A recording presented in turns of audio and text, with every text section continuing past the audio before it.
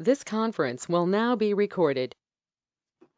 Okay, I want to welcome everybody tonight. It's Monday, October 17th. I'm Herb Geller, who's in the hot seat tonight, welcoming you to the AnCan Advanced and Prostate Cancer Discussion Group, Support Group. And I do want to acknowledge our sponsors. And Rick, if I miss somebody, to me, it's mainly Bayer and FMI we have to acknowledge, I think, as well. Is there anybody else? Pfizer. Pfizer, okay, who are helping support our group. So with that, I think we'll begin. And we have 4 new people, and I'm hoping we can get through at least 3 based on the time of arrival, and then we'll see if we can, how we're doing with time. So the first person we'll talk to is Robert Bowl. Mr. Bowl, you can unmute. Just so turn the my. way it's going to work, right? The way this works is I'm going to ask you a bunch of questions, which just help you kind of orient the group and help us get some information in a way that we can help you. So I'm going to fire away. So how old are you? 75. Okay. And where do you live? Just outside of Cincinnati, Ohio. Okay. And when were you first diagnosed with prostate cancer? 2017. Okay. And what was your Gleason score and PSA level when you were first diagnosed? My Gleason score was 10, and my PSA was about 160, and within a month it had gone up to a little over 200. Okay. And where were you being treated? In Cincinnati at the urology group. Okay. And so what did they do to you? What was your first treatment? The doctor I had kind of shocked me because I was expecting him to tell me chemotherapy, radiation, surgery, something like that. And he said, no, we're going to put you on ADT. He said at your age, which was about 70 then, that any of those other treatments would probably ruin my quality of life. And he wanted to see what we could do with ADT. And so far, it's actually been very successful, especially since Zytiga abiraterone had just been approved by the FDA and Medicare started paying for it. It's a very expensive drug, so I'm lucky. And my PSA has been down to 0.01 or less than 0.01, and my testosterone has been below 30 for about 5 years. Mm-hmm. So it's really held low with so it's really more than ADT. It's ADT plus Zytiga and progesterone. Yes. Right? And so that's been holding you steady. And did you, along with you're still being treated by a urologist, is that correct? Well, he's a urologist and an oncologist. Well, I mean, he's a urologic oncologist, right? Yes. He's a urologic surgeon and he does urologic oncology. Now, did they look for your systemic disease in your case? Did you get any scans which indicated where the disease was? Yeah, I had an MRI, a CT scan, and a bone scan, and I end up having 3 metastases in my bones. Mm-hmm. And I've had several more bone scans since then, and the metastases have not progressed. Okay. In the bones. Did they do any genetic testing on your tumor? Yeah, no, only on my blood. And they did. Pardon? Okay. And they said I don't carry any of the genetic abnormalities that would respond to immunotherapy. Okay, but do you have any at all? I'm sorry? Did they find any genomic did they find any mutations at all, even ones that are not actionable at the No, moment? Okay. no. So tell us, how did you hear about us? Well, there's another fellow. I joined the cancer support community in Blue Ash, a suburb of Cincinnati, and they've been very helpful. They have a men's to men's group. They meet twice a month, once for education meeting and once for men's to men's. And one of the fellows there, John Schuchter, he sent me the email that you sent to him. He forwarded it to me, and the first time that he indicated there was a meeting I might attend, I wasn't able to. But this time I have the time, so I thought I would sit in and see what your meetings are like, if that's okay with Okay. you. No, it's fine. So now that we're here and we've sort of heard your history and that it's been, 5 years since your initial diagnosis, your PSA is holding steady low with abiraterone and ADT. What kind of ADT are you getting, by the way? Well, the first month they gave me 2 shots of Firmagon, but Firmagon is injected subcutaneously, and I think the nurse may have made a mistake because the injection on the right side of my abdomen was fine, but the injection on the left side of my abdomen had a reaction. It swelled up, turned pink. I waited about 3 days and it still hadn't gone away. So I contacted them, and the urologist said, well, we'll switch you over to Lupron, which is intramuscular. So it's it doesn't require as much skill to inject.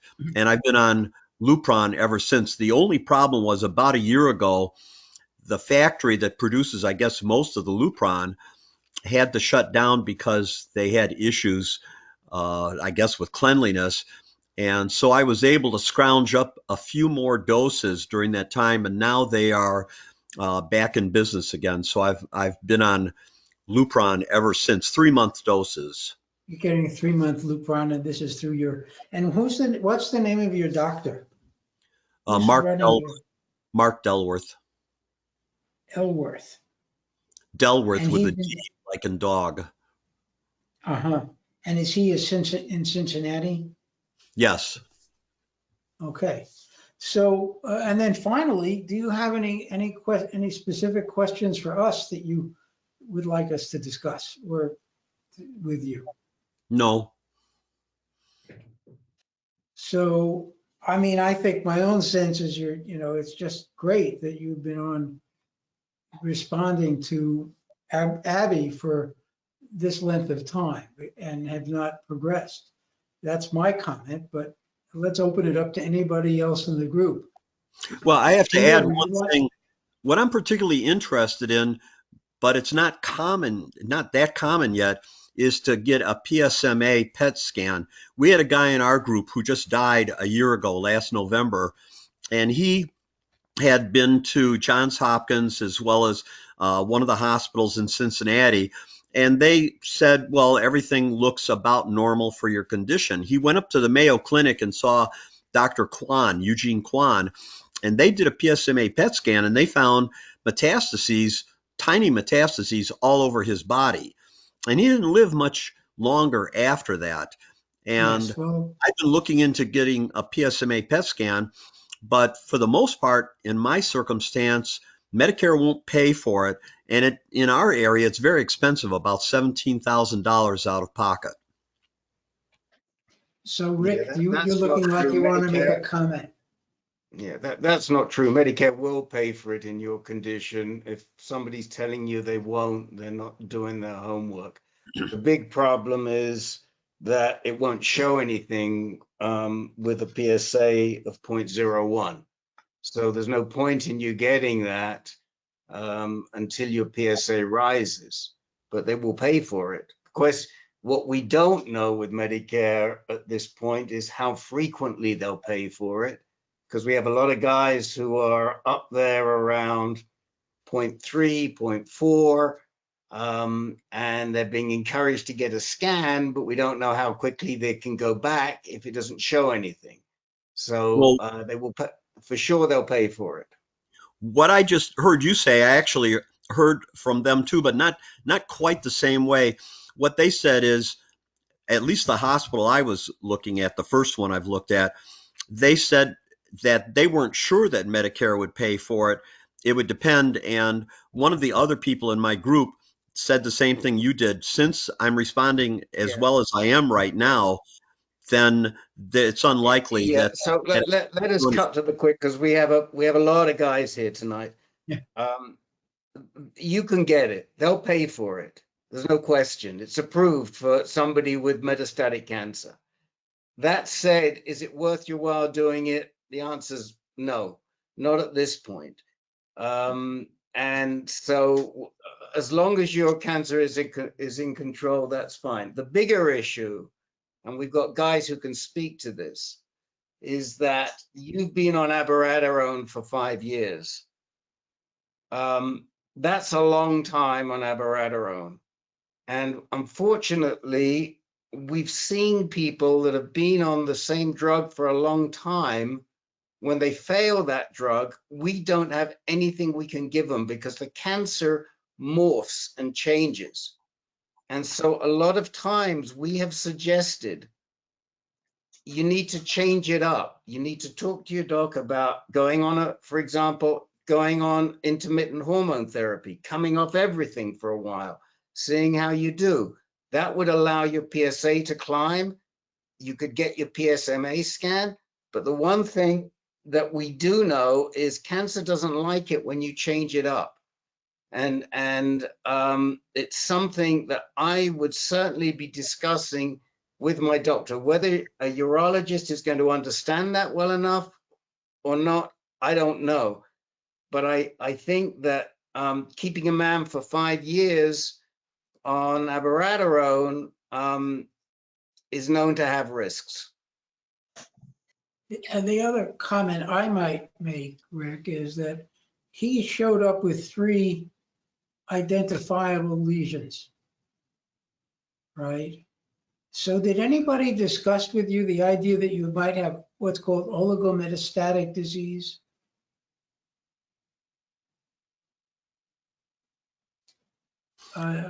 No, not specifically. Well, there's been a lot of activity in research and in publications about how you might treat what's called oligometastatic, meaning small numbers of Mets disease with radiation. And, you know, my own sense is if they've only been giving you Abby and they haven't discussed, if it's 5 years and your PSA is really low, we're going to get back to our standard issue, a piece of advice, which is you really need a GU medical oncologist to manage your case. You're well beyond what a urologist should be treating. Once you get to metastatic disease, you really should have some doc who's a systemic doctor rather than a doc focused on the prostate. And they will know when it's time to take which scan. They will know about the long-term sequelae of taking Abby. They might have some ideas, but I think this is not something that I would trust a urologist to do. So have you thought about that? Well, the only thing was I asked him before, when I heard that I had the cancer, where can I get an oncologist? And he said he was trained as an oncologist also. Well, yeah, it's true that he's trained in urologic oncology, focused on the prostate, but he's not trained to treat systemic disease. Right. So just to explain that, and then whoever that was coming, just to explain that, urologists are surgeons. So their medical training, in most cases, not all cases, but in most cases, their training is only surgical. Now, there are some surgical specialties for cancer where it does involve both, like the GYN the GYN surgical oncologists also have some specific training in systemic medicine, but that's not true for urology. So your guy has a surgical training, as do certain other doctors, certain other urologists who practice, some of whom are pretty good, but most of whom don't have the expertise. The problem is they have a financial conflict of interest. And the financial conflict of interest is that every time they give you one of those 3-month shots, they make a bunch of money, maybe $2,000 or $3,000. So to lose a patient from surgery to a medical oncologist costs their practice. So they like keeping their patients, and they like keeping you on shots. And that oftentimes happens, and they make excuses as to why they don't want to give you up. Now, it's not 100% true. I mean, I can give you the names of a couple of urologists who we think are pretty good, but they're very, very few and far between. And frankly, this guy should have been having discussions with you about intermittent therapy, about switching the disease up. If you've talked to him about PSMA, he should have been able to explain to you about the PSMA test. That's the sort of thing that hopefully a good genito-urinary, that's what GU stands for, genito-urinary medical oncologist would tell you. Now, we don't know of any GU medical oncologists in Cincinnati. We do know of some in Columbus, St. Louis, Chicago. They're around. Most of them are known to us, not all of them. But that's what we would recommend. Dr. Kwan is also a urologist. Right. So maybe, I mean, I'm going to ask. Sorry. Before, when I started speaking, somebody else wanted to come in. I just had wanted to mention briefly, did someone look up the doctor? Because sometimes they can have a credential and be an oncologist, a board certified oncologist. Did they look up that doctor? I have yet in 17 years to find a surgeon who is also a board certified medical oncologist, Phil. Okay. I'm not saying it's not possible. Yeah. I've never come across a urologist who is also board certified as a medical oncologist, has double boards. Okay. So, I mean, Robert, I think what our advice would be is that first of all, we're thrilled that you can be so stable on Abby, but there are also downsides to being on a long time on Abby. I mean, there are papers, there's recent literature which shows that being under Abby for pressure can sometimes change the cancer to morph in ways which make it really difficult to treat. So I think that's a discussion you need to have with a medical oncologist who really has read the literature and understands what the different types of cancers how prostate cancer can evolve. So that's a reason why we'd recommend it. Now, my suggestion is, if we will be happy to take, I think, Rick, can we take this offline if necessary? Because we have to move along. I just would like Dennis Correa to say something, because he has experience in this area and made the decision to come off after 4 years or so, and now he's back on. But Dennis, did you want to add anything as a peer? Yeah, I could tell him my experience was similar to yours. I assume you did not have a prostatectomy, is that correct? You still have a prostate? Robert? You're muted. You're muted. Robert, you're muted. I haven't used this software before. I've only used Zoom, but now I know where it is, but I wasn't getting it to work right. Yeah, I had a prostatectomy. I still have my prostate, Oh, and oh, you did? they did the 12 cores, and they were No, all 10. no, you did, you had a biopsy, but the surgeon did not take out your prostate. No, no. Okay, And same. did they think about radiating your prostate? No, I asked him about those three possibilities: chemotherapy, radiation, surgery, and he said at my age, he felt that it wasn't Right. that it was going to mess up my quality of life. And I have to Right. say, No, we got it, but we've got it, Robert. Okay. We've heard you. I mean, well, I think the point we want to make to you is this: the thinking has changed significantly, especially since 2017. Men with metastatic disease now, we will usually treat the prostate. Now, in your case where it's being well controlled, they may not want to, but it's a discussion that should be held at least with a medical oncologist as to, given you a 5+5, given your that you still have a prostate. It is surgery would almost certainly not be the case, but there may be room for discussion about treating the primary tumor. We rarely did that when you were diagnosed. Well, but I do think even when he was diagnosed, the results of Charted had come out in terms of chemotherapy, certainly. Yes, Yeah, but And- he was treated according to Charted, Herb. With three Okay. reps, he wouldn't have gotten chemotherapy. Okay, Excuse me, Herb. But I think Jim, Excuse me, Marshall, Herb. did you have?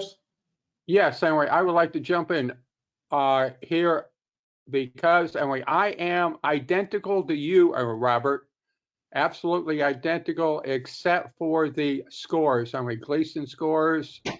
The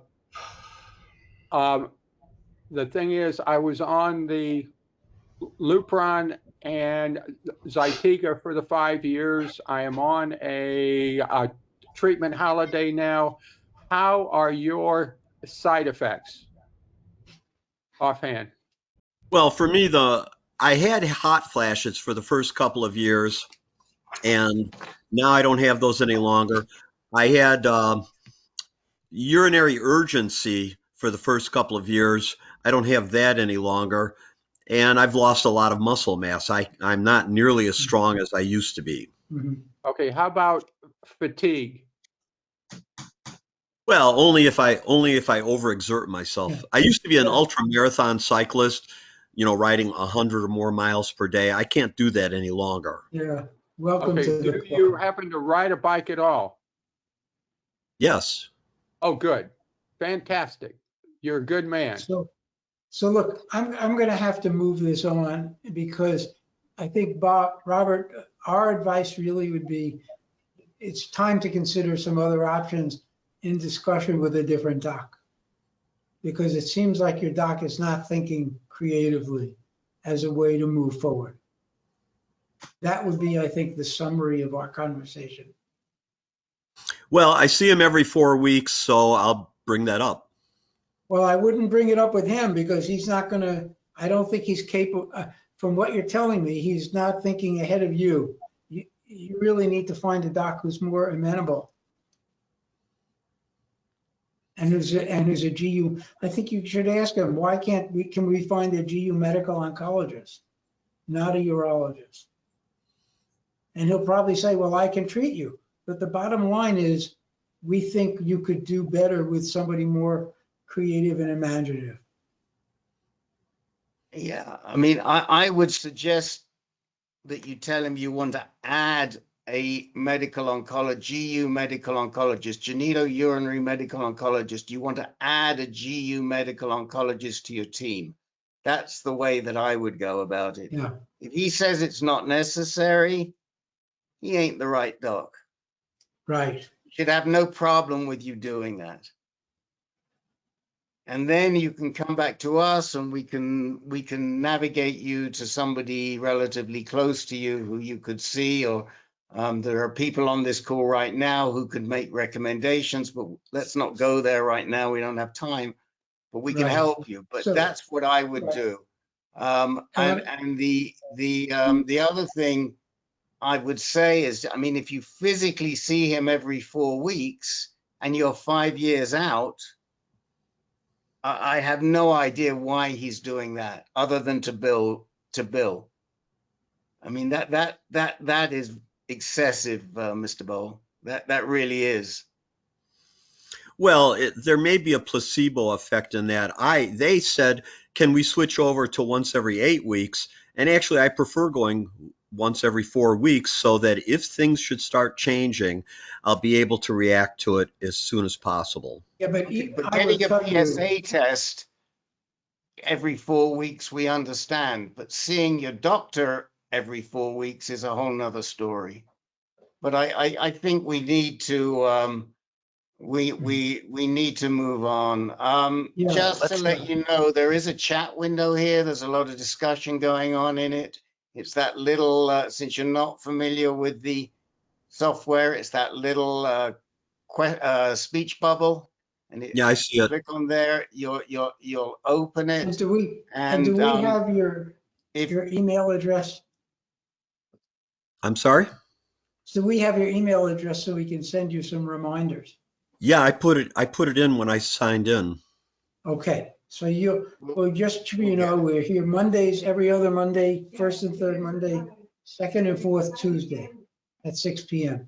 So please come back again next Tuesday and we can continue and hear about how you're doing. Okay. Nice to Okay. meet you, Robert. Nice to meet you. Okay, we will move on to Aaron Wertlieb. And you can Hi. unmute. Yeah, I know. I got it. Hi, Aaron. Hi. Okay. So Aaron, I think you've heard the question, so we're going to repeat the same shtick that Yeah, I that would be just helpful. helped. So tell us, how old are you? 56, soon to be 57. Okay. And where do you live? In the DC metropolitan area. Well, you got to be more precise than Oh, that. all right. Yeah, Rockville, Maryland. Okay. I mean, I'm in Chevy Chase. Yeah. Jimmy's in Tacoma Jimmy's Park. in DC. Yeah, Jimmy's in DC proper. Yeah. Right. Okay. And so when were you first diagnosed? 2014. Okay. And at that time when you were first diagnosed, what do you remember your Gleason score and PSA? Yeah, it was 9 to a 10. Okay. And then what was your PSA? It was 27. And how was it picked up? A digital rectal exam. I was fairly young. I was only 48 years old. So my doctor did my annual check. Then my prostate felt hard.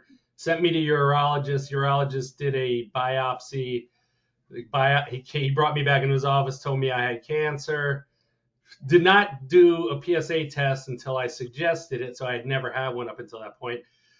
His oncology nurse was supposed to get in touch with me. She never did. I moved on and did a body scan and CT with pelvis with contrast on my own. And So where did you do that? at one of the radiology centers. At that point, I was thinking I was going to have a prostatectomy. You know, we were looking at surgeons, and I was listening to your discussion about the urological surgeons and how they have a sort of singular-minded thing. So I ended up at GW with a second opinion, and the urologist got my test results because I waited a month and a half, did not get my test results. When I got him, he told me he couldn't do the surgery because it was metastatic stage 4. So he sent me immediately to GW's oncology department, where I met a fantastic doctor named Dr. Jenny Aragon Ching. Hey, I'm sorry, I can't. What was the name of the doc? Jenny Aragon -Ching, Ching. Oh, Yeah, Aragon Ching, of course. Yeah, and she was at GW for a while. Then she moved to Inova. Right, now she's in Virginia. Yeah, I followed her over there now. So I stayed for a minute or two at GW, but the doc wasn't as good, and I didn't trust it anymore. So I was on unapproved FDA drug called Tax 700 for 7.5 years. My PSA and everything was stable, but the metastasis was on originally was on like a piece of spinal bone low down near my hip. And I basically, the Tax 700 kept me at bay for 7.5 years. I just came off of 10 rounds of chemotherapy because it had metastasized again onto my sacrum. So what kind of chemo did you have? What did she give you? Doxycycline. Okay. Doxycycline. Right. So. And how did you take that? Did you have, how were the side effects? Did you Oh, I manage mean, them physically, I was, drooling and face down in my couch for about a week and a half afterwards, and then I would get a little energy. And I did 10 rounds every 3 weeks. So by the time I got to feeling good, I was heading back in there. Mentally, I'm a pretty tough guy, so the mental part So what's your PSA now? So now what's interesting is you guys are talking about the Abby, I'm on that. She decided to give me, and you guys, it was interesting listening to you guys talk about mixing it up because that's what she's doing. I needed a break from the chemo. She said, put me on, she just put me on Abby Taxil, right? Wait, sorry. What, what I'm talking about, the Abby stuff. And I just started taking that about a month ago, and my PSA, when I was on the study with the Tax 700, once I hit 2, they dropped me off the study. So my PSA has not been above 2.5 the entire time I've been diagnosed. It's dropped considerably with the chemo and dropped even more with the Abby that I started taking. So I'm on a break right now, and hopefully she wanted to do another 10 rounds, and I was like, no, I'd rather do something else if there is something out there. So right now your PSA is what? 1.8. So your And my PSA is testosterone 1.8. is almost non-existent, which is pretty good. So, but you're on Abby and prednisone right now. Correct. Abby and prednisone and Eligard every 3 months, which has been which I've had since the day I was diagnosed. I was on Lupron, but they switched me over to Eligard. I know it's the same product basically, but that's how it went at Inova. So that's where I'm at. So did you have any genetic testing done? Yes, I did not have the BRCA gene. My mother, interestingly enough, got breast cancer somewhere within the last 7 years of my being diagnosed, and she also tested negative for the BRCA gene. So, but did they find anything else? No. Okay. And what about, did they do that for your germline, or did they do the testing on the cancer? That's a good question. I'm not sure. So there's really 2 kinds of genetic testing. Okay. One is when they take your blood sample and then they run it through various tests and look for mutations in your germline. But then there's also the potential of having additional mutations in the cancer that are not in the germline. Okay. So for that, she would do a somatic genetic test. All right. On the cancer tissue itself, on the biopsy. So I had all that done when I wasn't with Dr. Aragon Ching at GW, and I probably don't know which direction they went, but I just took some notes, so thank you for that. I mean, she could, at this stage, it may be that you could do a liquid biopsy, which is something you might want to discuss. There are, all right, I'm writing that down. Where basically circulating tumor cells are in your bloodstream, and they can be picked up and found and used for genetic testing. Okay, good to know. So your PSA is 1.8. Yeah. So, and you're on Abby progesterone. Yeah. And your testosterone is low. So do you have any questions for us? Well, just listening to all you guys, I just wanted to know, sort of the qualifications of the moderators and the people commenting. Are they just cancer survivors and people with prostate cancer, or are there actually medical experts on this? Well, we're all prostate cancer patients on this call. Okay, Additionally, There are some faces you will see who are also physicians, Okay. but they're here as prostate cancer patients. Okay. So we're talking to you as peers, Yeah. not as medical, we don't give per se medical advice. We Okay. just sort of base it on our personal experience. Yeah. I mean, just real quick. I mean, because I got it so young and it was so aggressive at the, Right. which usually is, I tend to feel a little out. Somebody just posted that there's an under 60 group, which is cool to know. Because, I tend to be one of the youngest people in my world. Yes. Yeah. Right. No, So- it is a situation where you've got to keep monitoring it and make sure it doesn't get out of hand. I think that's what all of us would tell you. Yeah. And but I definitely would talk about getting some genetic testing even at this point. And the other thing is, have you had a PSMA PET scan? No, and I heard you talking to Robert about that. I had suggested it to my oncologist, and at the time, Hopkins was the only place I could get one, and I did. I think I discussed it with her a year or two or three ago, and we didn't think at this point it mattered much because I'm doing full body bone scans and pelvis exams at least twice a year, and basically, she decided that so if we find out that it's somewhere in my shoulder or somewhere else in my body on a molecular level, I don't know if the treatment would be much different. I think the treatment might be different. I think there's a few things here, Aaron. The first thing is you should be having a heart-to-heart with Dr. Ching about treating the primary. If you watch the screen, I'm going to ask for a show of hands. How many guys on here were metastatic and subsequently treated the primary? Yes. And what does that mean exactly? Like the So prostate? It means that you would get radiation or possibly surgery, although we tend to our experience has been that radiation is a much wiser route to go. But they treat the primary tumor, and that is something that most academic medical oncologists are now doing. That's good to know, because I did have a radiology visit, and the radiologist was, the guy doing the radiation was not. He did not feel it was good for me because it had already metastasized on a bone. So who did you have that?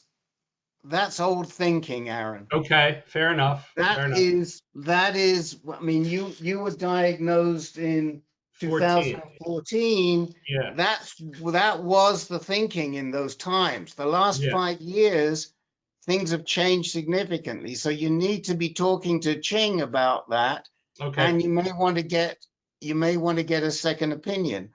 Okay. Second thing I was going to say to you is, even if you had genomic testing, even if they examined the tumor as opposed to looking for inherited, after all these years, it should be done again because the mutations change. Right. So there's a really good reason that you should be getting genomic testing from somebody like Caris or Foundation Medicine or somebody like that. I wouldn't get genomic. I would get somatic. Somatic? Well, that's what I'm talking. That's the term that they use. Somatic is genomic as far as FMI is concerned. All right. Okay. So you need the tumor testing, whether that's through the blood or whether it's through the solid tumor, doesn't matter. But you need the tumor testing. You need to talk to your doc about treating the primary. Those two things come to mind. And yes, I think you should get. If it were me, I'm not going to give you advice, but if it were me, I definitely would want to get a PSMA test, because if I had if I had a few lesions and I knew where they were, there could be benefit from radiating those lesions. 1.8 is still, if you've never gotten below 1.8, that's high. You want to Oh be no, down. I've been below 1.8 for a long time. I was less than detectable. Okay, It's but only even, yeah. even after your chemo, it's possible that there are lesions that could be identified. I All mean, right. I got to tell you, being diagnosed with a Gleason 9s and 10s at age 48, and you're doing exceptionally well to be here Right. today, exceptionally well. But Thank we you. think you can do, we think that maybe you can do better. There's upside for Right. you. All And right. I Well, would definitely, Mhm. I would definitely talk to Sean Collins at Georgetown if I were you. Who? Dr. Sean Collins. All right. He is a GU radiation oncologist. Okay. And I think he's sort of top of the line. Okay. He's I'd be also a happy great to guy. talk to him about that. Because I mean, I will say this: the part I didn't fill you guys in, and it probably doesn't even matter. But at one point when we looked like I had no metastasis for a while, and it looked like it was isolated in the prostate again, then that's when we started looking at the possibilities of radiation. But the doctor that I met with wasn't willing to take the risk, I guess, which was nice for him. Was he a GU radiation oncologist? Yes, he was. He was recommended by my GU oncologist. And where was he? I think he was at Inova too, before she was at Inova. Right. Well, I mean, I think we've given you a fair number of things to think about, but at Yes, 1.8, your age, we've got to keep on top of this. I know. I appreciate that. Thank you, guys. Anybody else have some Peter, do you have any comments? You look like you're ready to say something. Is No. he aware of our Okay. under 60 group? Say that Yeah, again. just make sure he knows about the under 60 group. Yeah, I'd love to know. Look, Jim gave me the info and I signed up, and I never heard from anybody, so I didn't even know. He just sent me the meeting tonight, so that's how I kind of got with you guys. But I filled in all the information originally about a month ago. Well, let me look, because you should have been getting the flyers. They could be going into your spam, Aaron. All right, I'll take a look in there. And my guess is you're on our database and you're in the spam. So I'm just checking right now. All right, thank you very much. Hold on a Excuse me, minute, and I'll Aaron. tell you. Yeah. No, I don't know quite who you're not in the database, so you couldn't have signed up with us. All right, well, if you want to throw it in the chat. Hold on a minute. That's my error. Okay, sorry, hold on. I was looking in the wrong place. Good. No, now I'm looking in the right place. Everything, Aaron Wertlieb. No, you're not in there. So if you want to put your email in the chat or send it to me directly, All right, or I'll do that. Jimmy sends it to me, we'll make sure you get signed up, but you're not in the database. I can do it. Thanks, Rick. I can send it to you. So, but Okay, definitely, I think you want to talk to Argonne Ching about additional genetic testing, about a PSMA PET scan, and Okay. about radiation to the primary, and ask her about Sean Collins, because he's top notch. Yeah, I'm sure she knows him. I mean, those guys all run in similar circles, so Right. especially in this area. Excuse me, Aaron. Yes. Hold on a minute, Jim Marshall. Hold on a minute. Mark Thompson, you haven't said anything. I mean, would you just like to speak up, being a good peer? He sent me a chat. Okay. Well, I just wanted to see if he wanted to say anything. Yeah. Well, cool. Welcome, Aaron. You're not alone. I was at 47 when I was first diagnosed with bone met. So, all right. Thank you. You're in the group. Yeah, me too. Okay, so we do have to move on. We have one more new person tonight that I think we can introduce, and then we'll have to go to our more senior members of the group. So Causley, welcome to our group. So you've Thank you. Great. Thank you very much for having me. No, we're happy to have you. I don't have an advanced disease, so there's no need to waste any time with me. You don't? No. Okay. What is the state? What's your disease? Well, I was diagnosed about 4 years ago, and I went in active surveillance for a long time, for about 4 years. And then this year, no, late last year, my numbers changed. I was diagnosed with a 4.5 PSA, and my numbers changed, went up to about 8 or 9, somewhere thereabouts.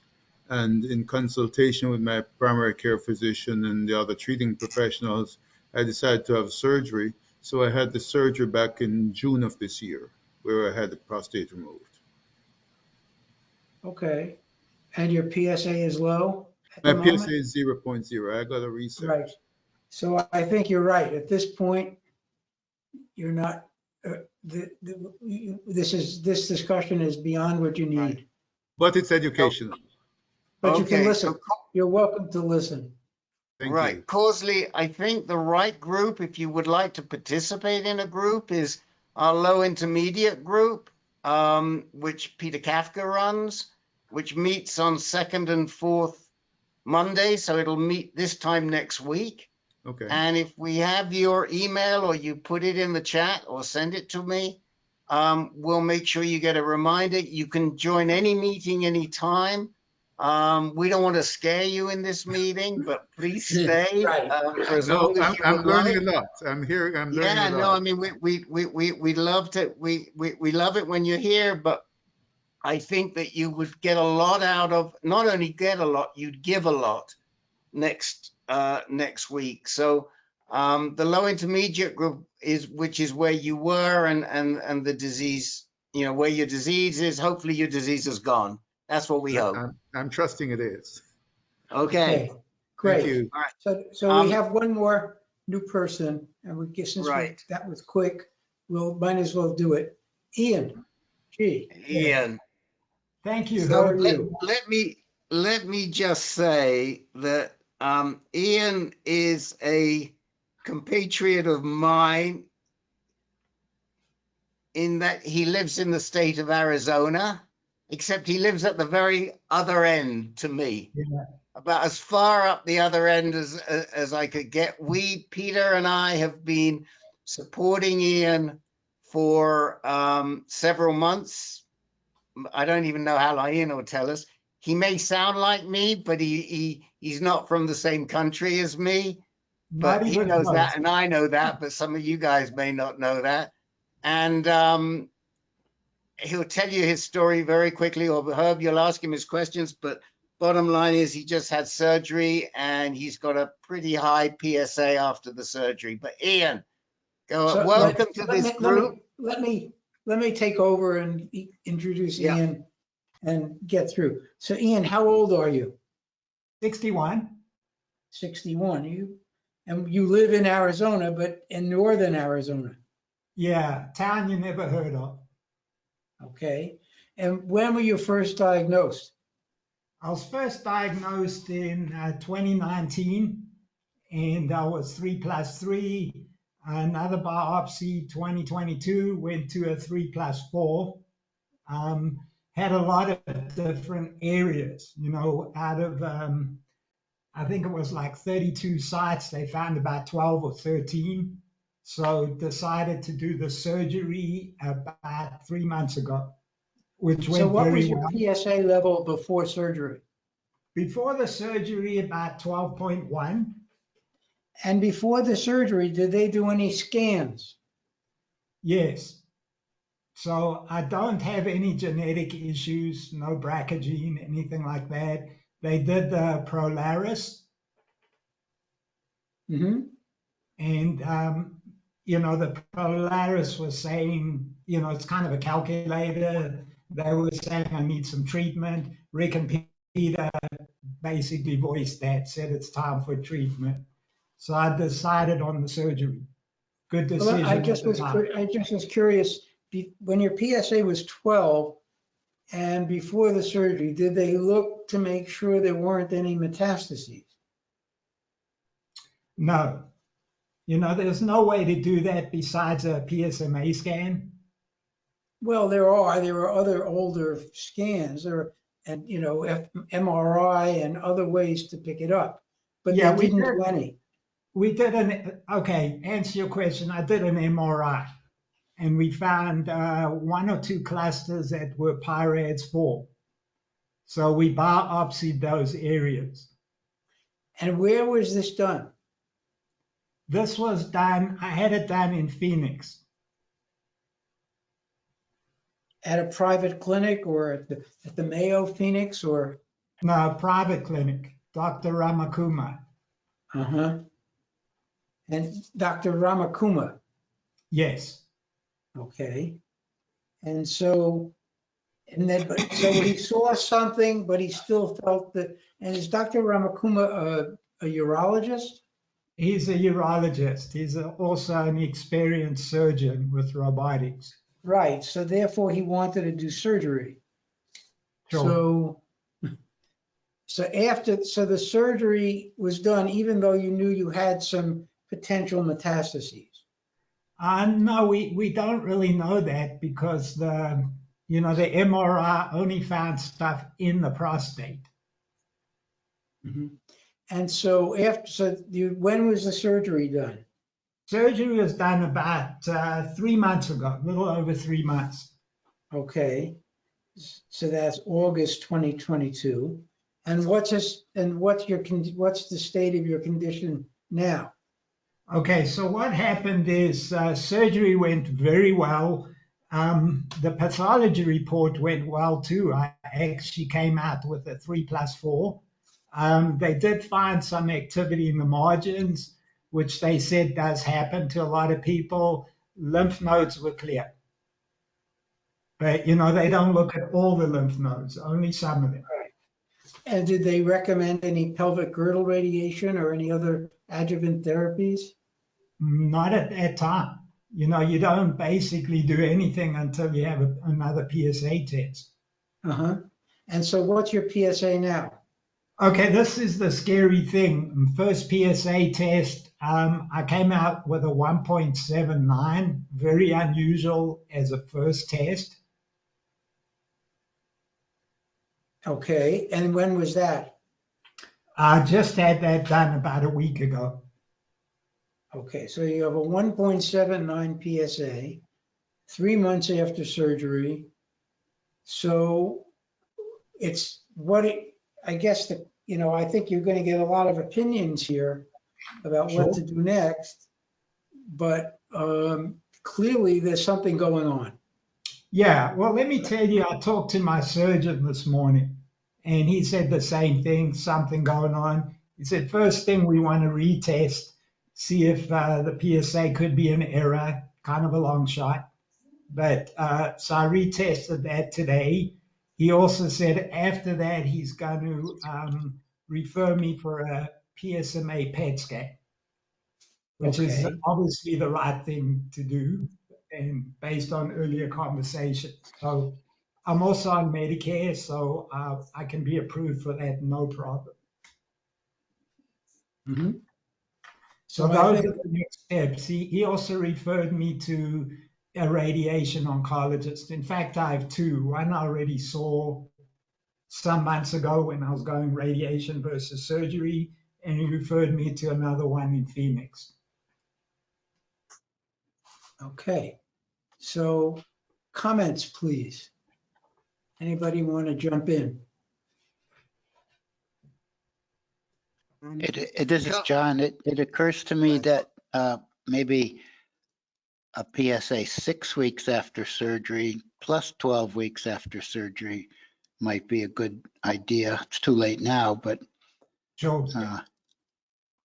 Yeah, we discussed that. We ironically we discussed that in Peter's meeting last time, Dr. John, and because we put pressure on somebody else to get tested and not wait 3 months, and I think Ian appreciates that at this point. Sure. Ian, I think the one thing I would say to you is you're doing all the right things, the retest and the PSMA scan. That's exactly what we would suggest. If it were one of us, that's what we'd be doing. But I also think that you have to start thinking about bringing not just a radiation oncologist on your team. You're going to need a medical oncologist on your team. And why the is that? person who's going to call those shots should be the medical oncologist and not the radiation oncologist. And I think I get the PSMA, do the retest before you saw the rad onc, and then based on that, bring in a GU medical oncologist and go from there. Okay. I mean, the reason is, Ian, because the chances are it's systemic, right? In your situation, you've had the surgery, it's not in the prostate. And you want somebody who's treating your body, not focused on surgery or one particular spot. So it may be that you'll need some of the therapies that we've heard that are more systemic today. And Okay, that, so- This is Yeah. Peter. Just to cut to the chase, one thing you guys should know, because Ian's in a situation almost like mine, except I'm further away from the mainland. Ian lives hours away from good treatment centers. So if he was going to do radiation, he'd have to park himself someplace. I mean, he's not around the corner from Phoenix or Tucson. Dr. Vogelzang died. He was closer to Las Vegas than any place else, and he's still far away from California. So he's in a weird spot there, and he's got to kind of work that out, I'm sure, somehow. Yes. I mean, Ian, chemo did you might never- be harder than, I mean, but Peter, I mean, it may be that chemo versus a drug. A drug can be done remotely with a prescription, right? Right, but if it's chemo or radiation or something, he might have to park himself someplace. That's all I'm saying. Based on my first pathology report being low, so my surgeon, I said, what's your best guess here? He says there's a chance that it's in one of the lymph nodes that they didn't take out or didn't biopsy. Right. And it may still be confined to the prostate bed, which is what we want. Right. But I don't think we should get ahead of ourselves in talking about what to do. I think that the steps are, one, the retest, which you've done. It's possible. We've seen that before. Two is the PSMA test. We would recommend the Illuccix test, the Telix Illuccix, ILLUCIX, the Illuccix test, for a number of reasons. That's a gallium-68 test. Yes. And then we should huddle. Ian, did you never had a bone scan with a 4 in your number? Did they never do it? They never did a bone scan for you? No. Wow. I guess that one got bias. But normally they'll do one. But at this point, I think the PSMA, assuming you're PSMA avid, which we hope you are, is going to give us the information we need, and then we'll work with you and decide where you want your medical oncologist to be based. Okay. We know people. We don't have anybody in Vegas any longer. We do have people in California. We have people in Phoenix. And then we have people farther afield who can work with who are willing to work with your local doctors. And so, we'll come up with some combination for you. Okay. I mean, is this so complicated that I need a medical oncologist? I mean, I thought Absolutely. Absolutely. Yes. It's not so much complicated. It's you want somebody who is really looking at the big picture, not a surgeon, not a focused radiation person. You want somebody who's looking at the situation globally. And that's what they're trained to do. I think one other thing we haven't mentioned is in my mind, it's not just a GU oncologist. It's one who specializes in prostate cancer, because Right. being as remote as he is, he could speak to anyone in the country via Zoom or some other technique, get the best advice available based on his diagnosis and results. And he has the same access as any of us do these days. Well, initially, yes. And theoretically, Phil, you're right, but we're finding out that, for example, some physicians are restricted about where they can treat because of state laws on medical licensing. Yeah. So it's And not there's like also- it's universal.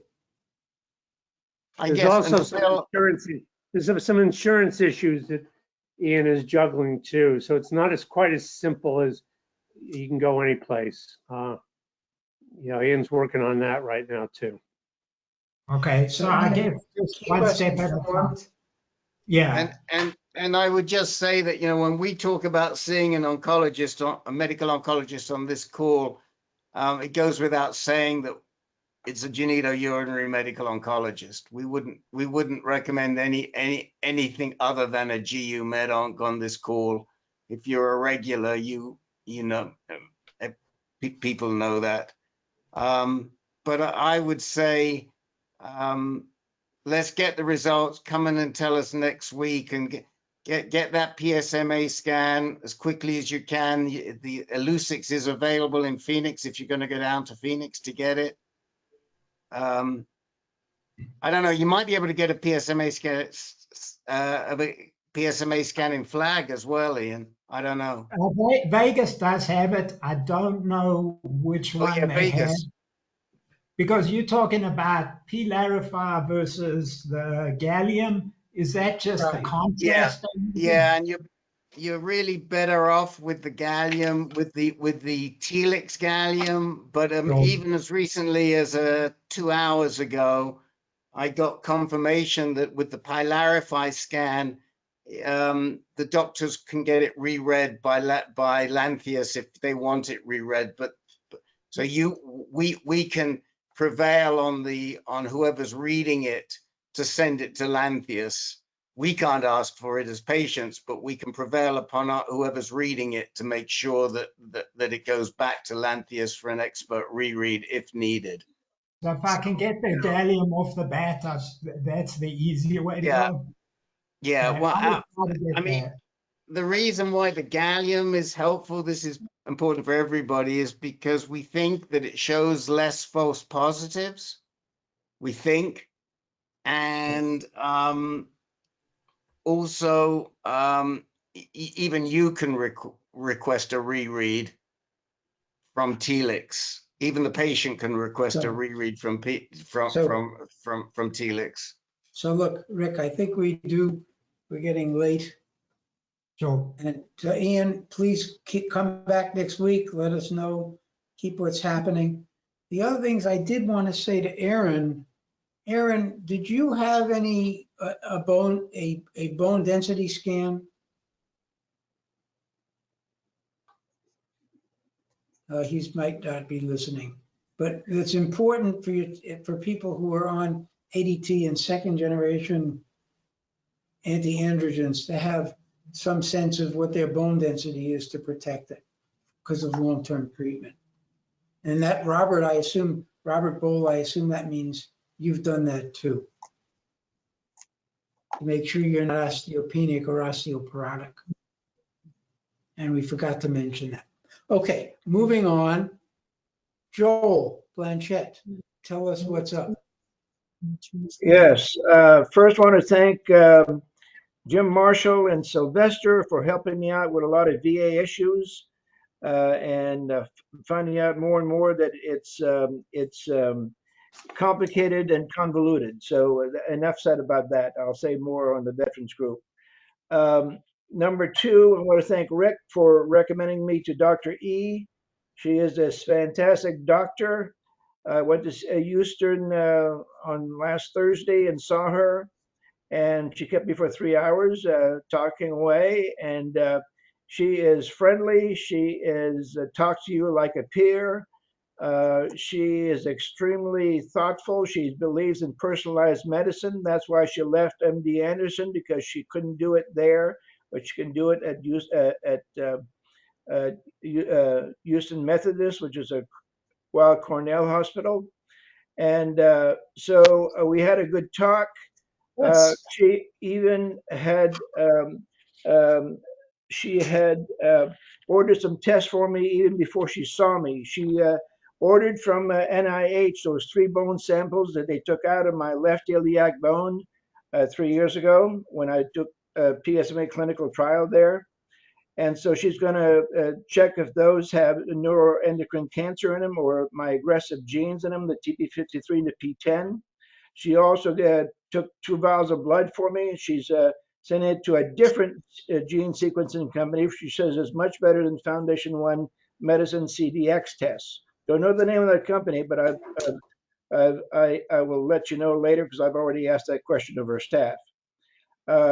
She said she would give me an FDG PET scan because she says I want to compare it to a PSMA PET, so that if they're both roughly the same, she says, then your TP53 and P10 genes are not active. But she says if your FDG PET should show a higher rate of activity than the PSMA, then your defective genes are probably active, and we need to do something about it more aggressively. She then went to the whiteboard and to her whiteboard in her office and wrote down Zytiga, extendiapalutamide, and darolutamide. And she crossed out the first 3. She says, I need to put you on darolutamide. Which I agreed with. And she says, I need to give you Orgovyx and darolutamide. Of course, I was already on Orgovyx as of 15 September. And she said, if I have to give you, if you need triplet therapy in the future, I would not give you docetaxel. I would give you lutetium-177 instead. She thinks it's a better drug than docetaxel. And she started answering my questions, a list of questions that I'd given her. She says, I'm not in favor of using radium-223. She says it does not do much of any good in her opinion. She agreed with Dr. Vogelsang that when he stated a year ago at the PCRI conference that Provenge and radium-223 would be replaced by lutetium-177. She said she would not give me an ARV7 test for Zytiga because she considered it a one-sided test. And she said she would not give me any bone strengthening medicine until my DEXA scan was no longer normal. When my score was going head down, then she would give me some bone strengthening medicine. But right now, my DEXA scan showed a normal level of bone density. She liked the fact that my vitamin D was at 79, and she said that was helping fighting my immune system. My immune system was helping my immune system fighting the disease. She also sent a prescription to Fairfax DOD Pharmacy for darolutamide to see if they have it and would pay for it. Also, Dr. Alan from Innova had given me Orgovyx, started me on Orgovyx on 20 September. On the day he started, I took a DEXA scan and a PSA, had a PSA of 13.38. 20 days later, my PSA had gone down to 3.9, and 25 days later, my PSA had gone down to 3.1. My testosterone went from 253 down to less than 10. I had no repercussions from the Orgovyx, so I'm sitting here at 3.1, which is still heading down as far as I can see. So that's basically my story. She's an excellent doctor. I would recommend her to anybody. And she's just wonderful to talk to. Boy, all I can say is wow. Wow, right. I mean, you've confirmed everything we've thinking about her in terms of her clinical capabilities and how she's thinking outside the box, which is really incredible. Yeah, she said she was. I'm wondering is would insurance pay for lutetium without docetaxel coming first? In the U.S., I don't think they will. I don't know the answer to that, but I'm planning to call Walter Reed tomorrow to see if I can get an appointment there. They don't have a GU medical oncologist, but they do have a medical oncologist. At least he'll know what I'm talking about the drugs. I'm going to try to get the drugs from the VA actually by going through Walter Reed. Yeah, I think Len is right. Unless Dr. E has something up her sleeve that she knows about that we don't, I think you're going to have at least one session of chemo. It seems like you can get away with as little as one session, but you have to have done it right now for the approval. So she may sort of be skipping over little, some stuff like that. But you could ask her, but I mean, right now, I think the thing to see is, the thing to consider is the results of some of these tests and see how you do on darolutamide. I mean, you may do great on darolutamide, and you may be able to hold on that. Yeah, maybe she knows that or thinks that this will last for 2-3 years, and then by that time the clinical trials that are just testing it without docetaxel will be reporting and will be positive. Right. I'm as impressed with your vitamin D at 79 as she is too, General. I got to tell you, that is fantastic. Well, there's a lot of guys who are very envious. Well, she said she thought that my cancer has been there for a long time in my bones, but it was not big enough to be seen by PSMA. But that my immune system has been fighting it, and she says keep up the good work. But I must tell you that I've been taking 11,000 IUs a day of vitamin D. Ooh. Oh, that'll do it. It's not from sunshine, because I'm working and not in the sun. Okay, Joel, thank you.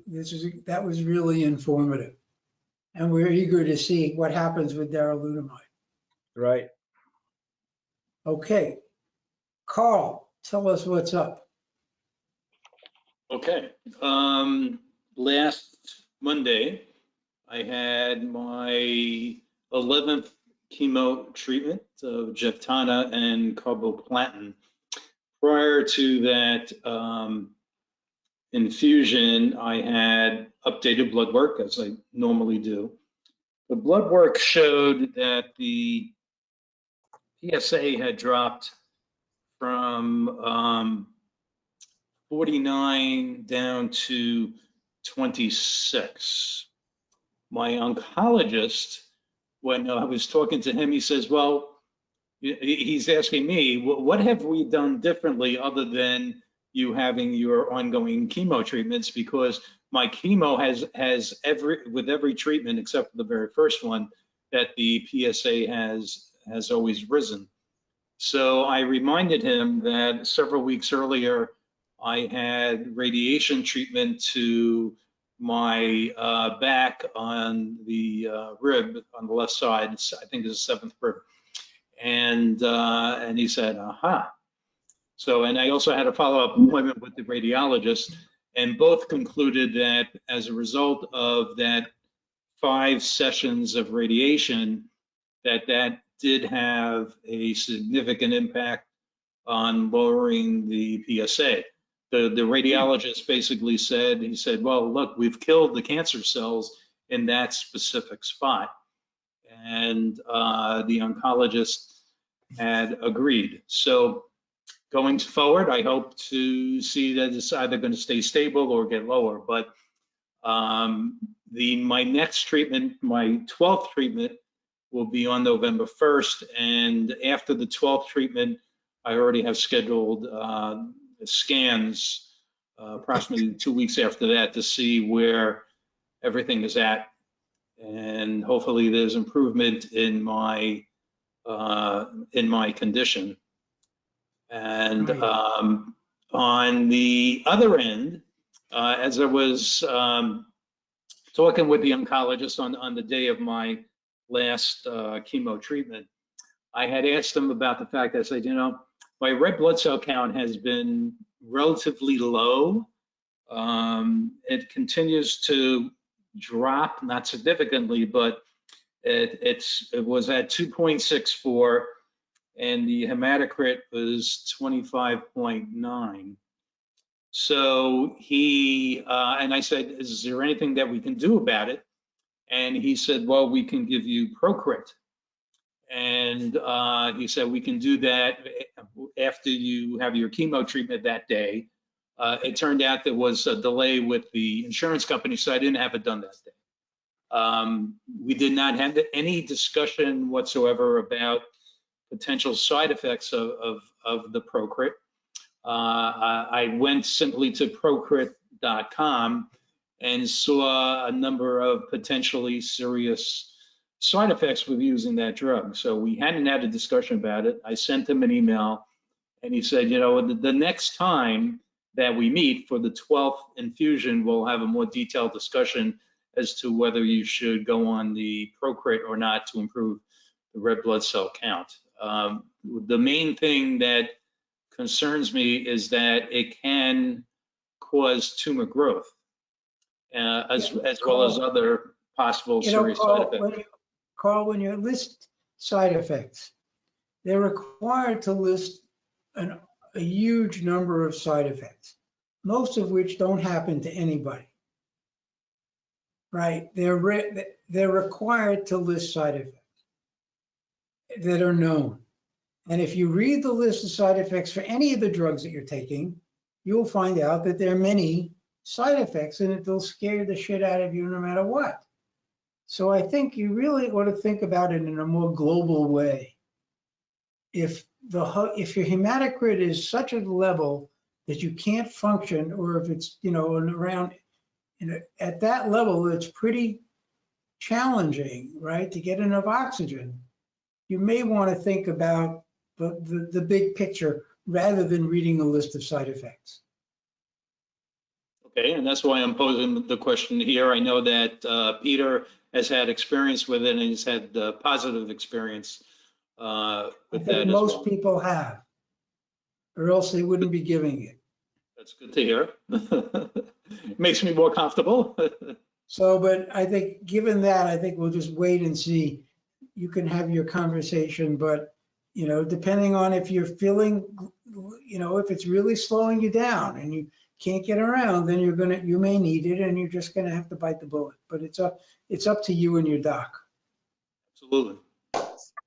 Okay. Well, Okay. I mean, I think the person to really come in here is probably Ken. I mean, Ken's had more chemos sequentially than anybody, and Ken knows when you need to do something. Ken, you have any words of wisdom for Carl on keeping on?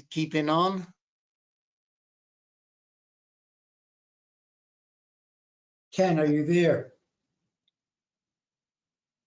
Well, yes, he is. Yeah. You know, Carl, you know what? You just got to keep moving. You know, it's one of those things where the fatigue that comes from the chemo is kind of like sets you in the wrong place for the next round. I would just say keep moving. You know, make sure you go for walks. Make sure you get out. Don't sit around. Because fatigue it kind of multiplies after each round of chemo, and some of the side effects do the same.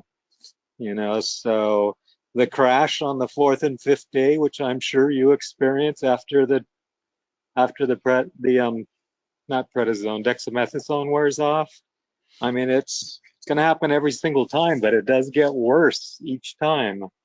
So absolutely, that's what I'm feeling. I would just say get out and go for walks. My walks are unfortunately getting shorter and shorter because I really can't walk very far as I used to be able to. I don't regarding your other worry, this is John. There's some kind of monitoring system that the doctors have to participate in when somebody's on Procrit who has cancer. I don't know if it applies to prostate cancer because that's not one of the problem areas, but they'll sign you up for some sort of monitoring system and make sure you and follow you closely to make sure the cancer doesn't advance under the influence of Procrit. Because one of your other worries is whether it'll actually advance your cancer, right? Correct. Like, and I know it's done that for other cancers than prostate cancer. I don't know. I don't think prostate cancer, but anyway, there's some kind of formal monitoring system that you'll probably be put on. And maybe it'll save you from getting a transfusion. Ah, Right. there you go. Yep. So Oh, I ran okay. into this when I did my chemo.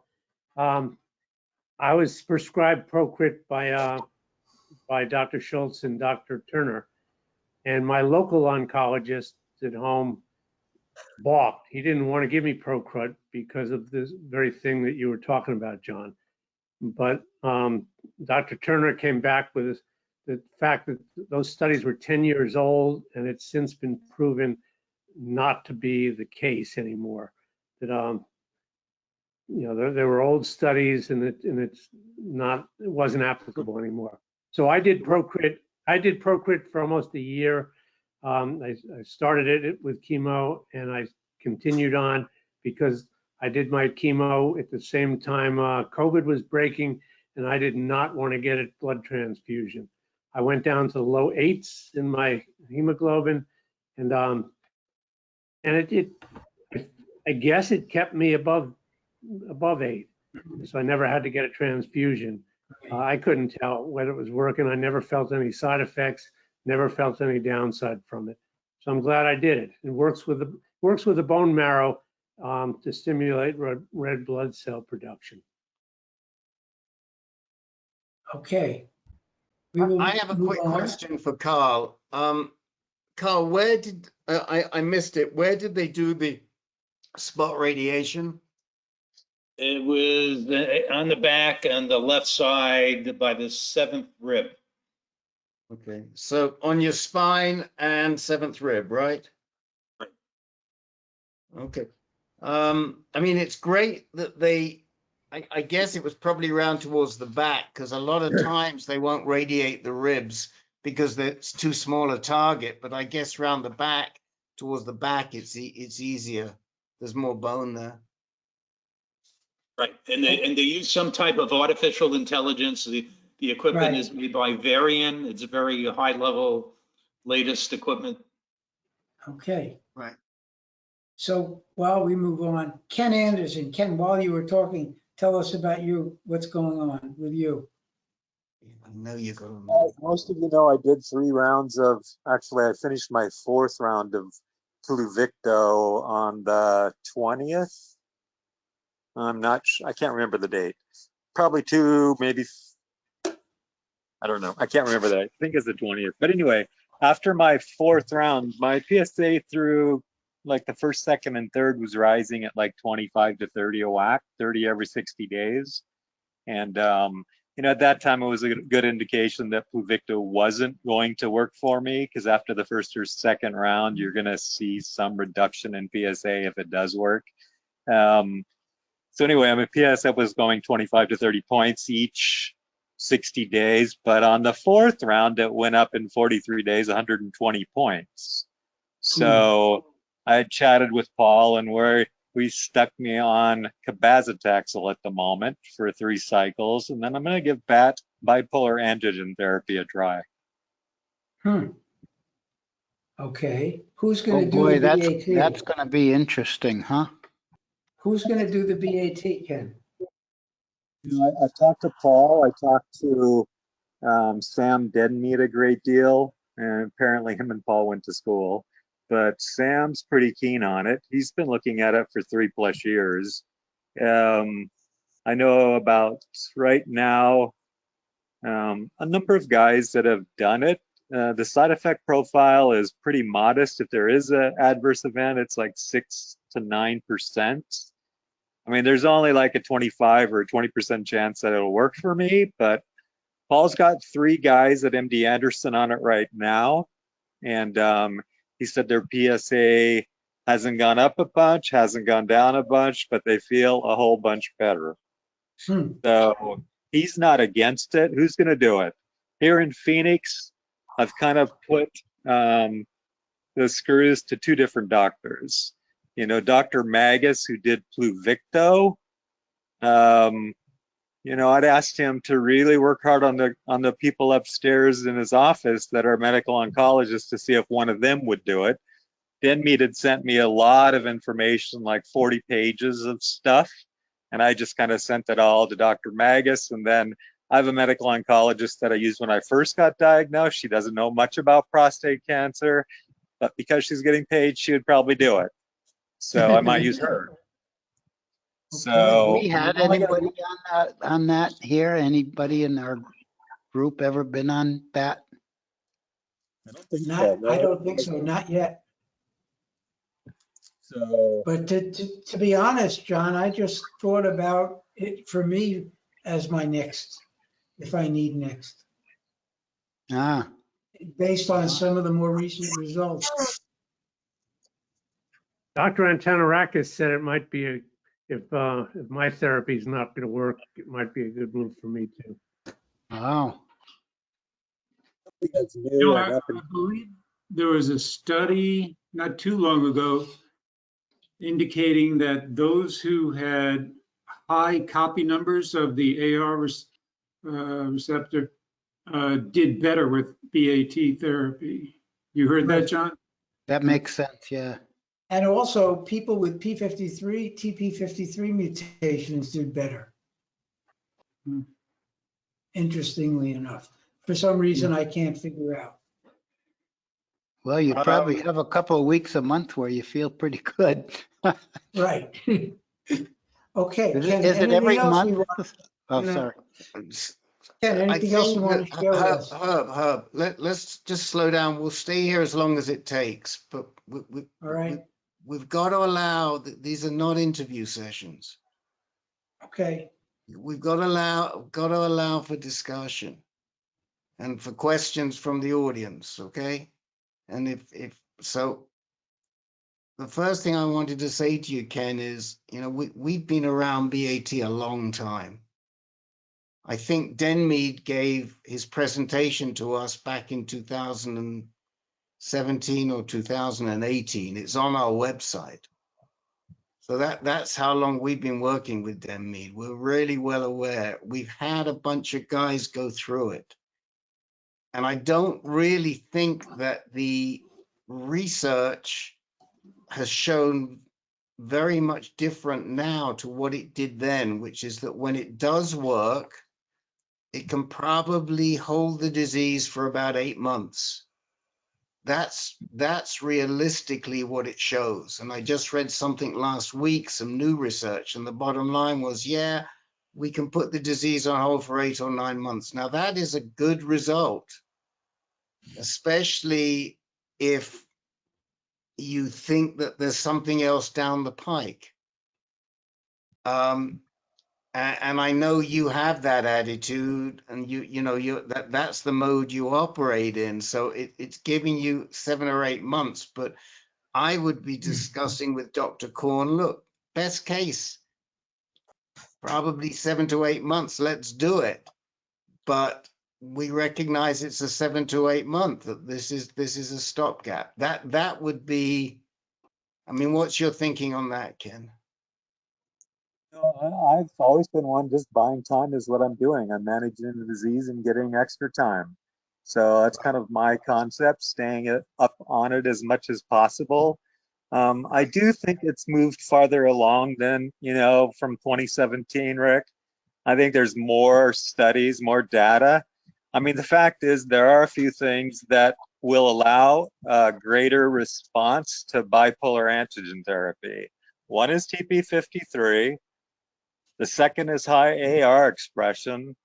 Right. And the negative one is, of course, multiple rounds of chemotherapy.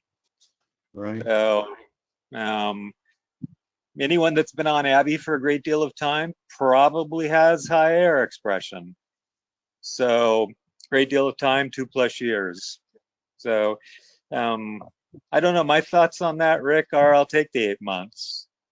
Well, You know, yeah, my PSA. I mean, that's right. But even this new stuff that came out last week, because I took the time to read it, there was something that came out just last week, and they're still talking about the same 8 months. I think they understand it better. I think we have a much better grasp of BAT today than we did 3 or 4 years ago, and I think probably more comfortable in prescribing it. That's for sure. But what I haven't seen, and maybe you have or somebody else on this call, is that that it's giving better results than it was when they first introduced it.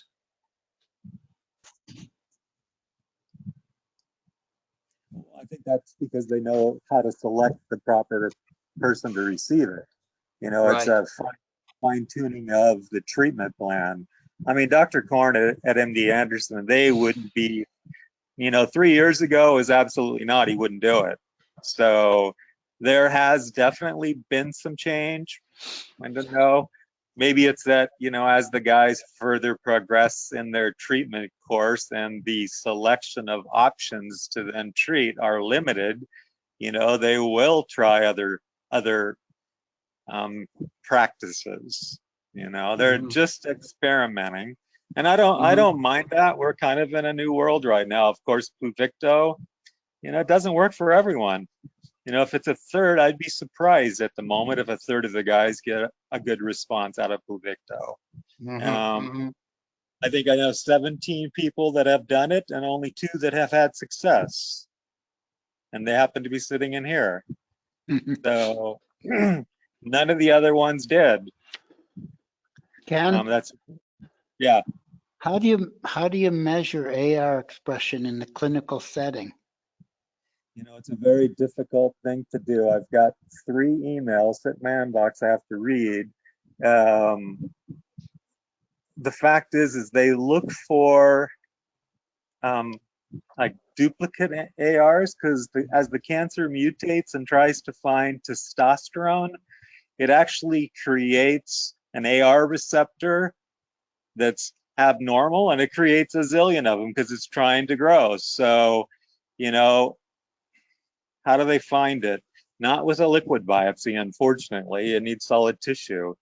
And it's in the DNA that they can actually locate high AR expression through that mutation of, it's not really a gene, it's, I don't know what AR is.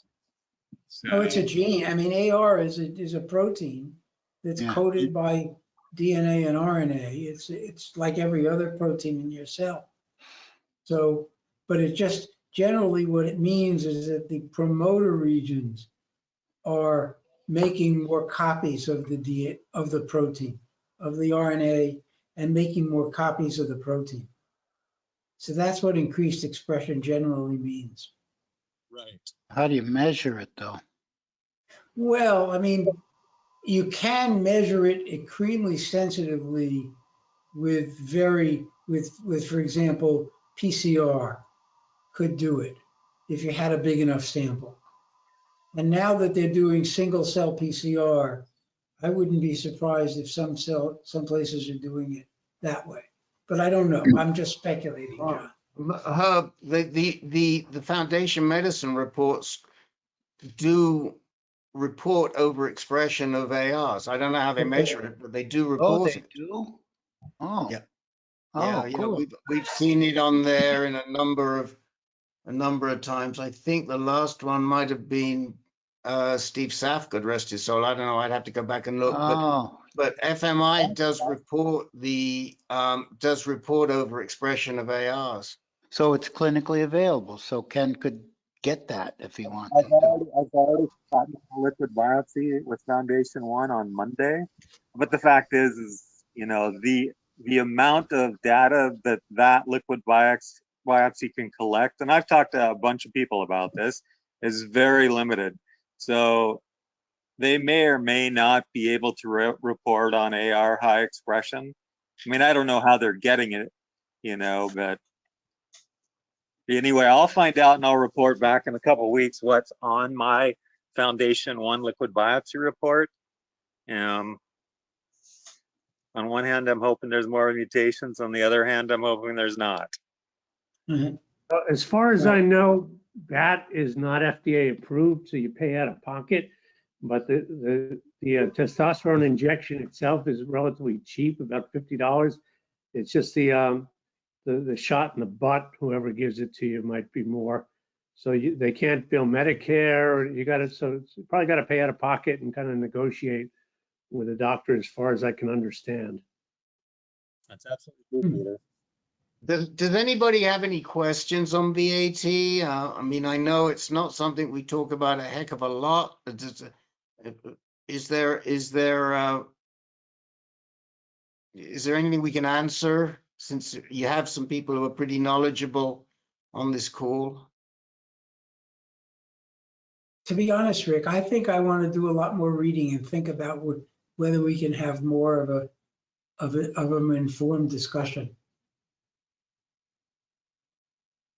Also, I think they do it with a patch, not necessarily an injection. No. Yeah, they I can. don't think. They can, but it's not usually the way they go, but they can. I don't see how you'd get those high testosterone levels without an injection.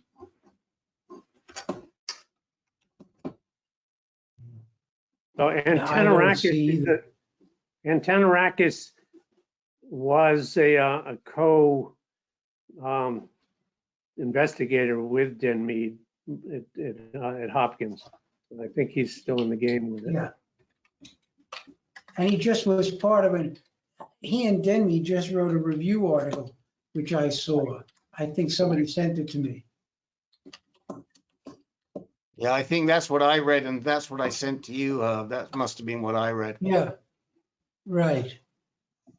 How strange to spend years and years wiping out your T levels and then all of a sudden making big shots of it. Yeah, but you know, this review piece that was written by Denmeade and Dr.E, they alluded to the fact that what was his name? Huggins, who was the guy that got the Nobel? Right. That Charles Huggins predicted this could be a way to beat prostate cancer when he got, at the time that he got the Nobel Prize. From the very beginning, that this was always on the table, John. Wow. Well, I'll look for it. I'm sure we've got it. Herb's got it, or I've got it. We'll send it to you. But this was, they gave some interesting history. I didn't realize it went back that far, but it does. I mean, I'm reading here from the Prostate Cancer Foundation that talks about 80% responded. If we gave BAT first and then enzalutamide, almost 80% responded, and the response lasted almost a year. And that was with one right. cycle of VAT. And then they're discussing the idea, why can't they repeat the current trials that Denmeade is doing is to repeat it.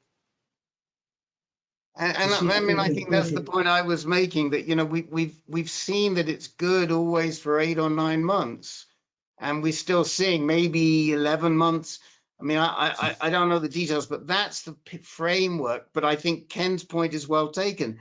What we're doing now is we're better selecting the people that are getting the BAT, so that those people are more likely to get the 8, 9, 10 months that we're seeing than several years ago when we weren't selecting the right people.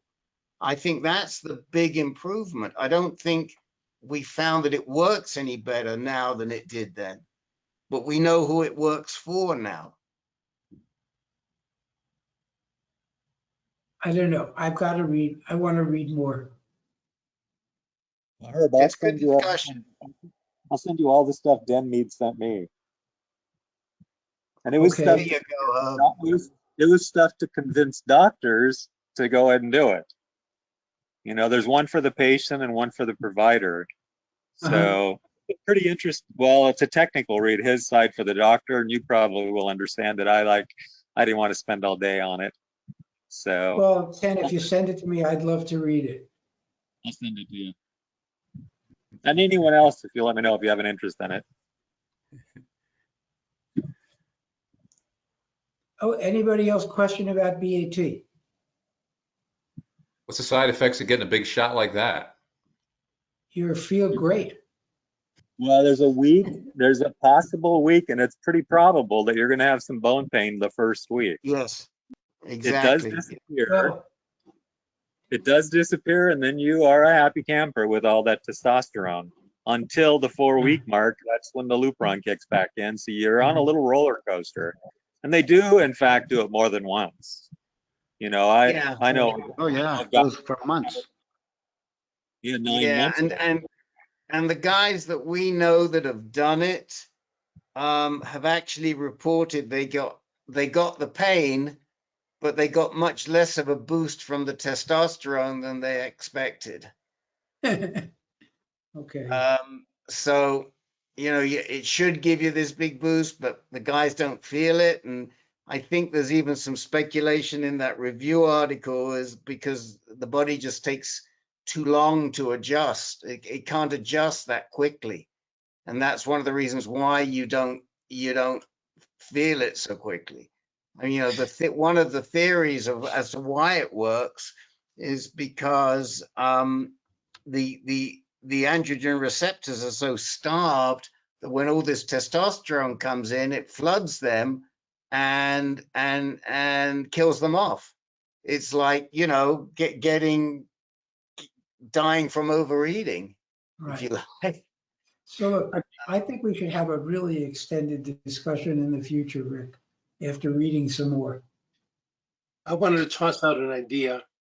Have they done any work with the relagolics? Because if it's faster turnaround of turning off and on testosterone, and of course the testosterone shots. I think that's a great point, Phil. I really do. Next time I have a scheduled chat with Sam Denmeade, I'll ask him about it. It's in 2 weeks. So I think it's a great idea. I don't think they've looked at it. Right now, they have a clinical trial with FAT and radium-223. I think it's sponsored by the manufacturer. So they're probably looking at ways to enhance their distribution of radium-223 because not a lot of guys are doing it. But, you know, it's a clinical trial. They're looking at it. So, but I think the 1-day pill thing, you're right. It cuts your TSA much quicker.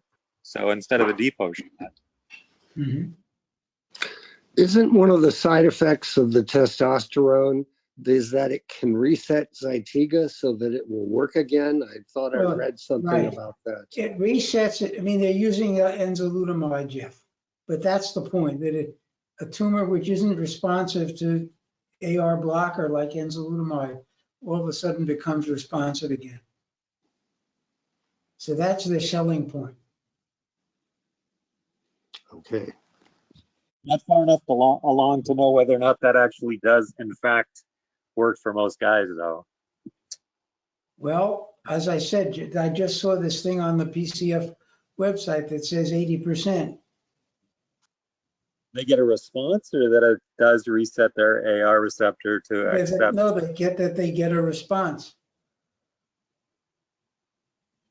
Again, that's why I want to read some more, because I think we're going to see more of this going on in the future.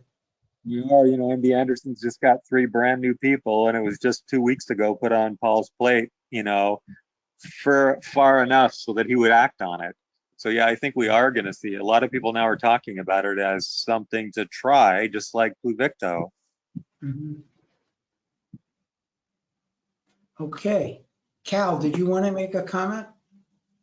Yeah, I just put it in the chat that I look back at my notes November of last year, and it was a webinar with the Hutch out here in Seattle, and a guy named Mike Schweitzer was talking about BAT, and he's done some research and he's got some data, so maybe he's a person that we could tap into to get more information on. Yeah, we know him pretty well. He's actually presented to us on the early use of hormone therapy for a lesser disease. He's a good guy, and isn't he your doc? Isn't he your?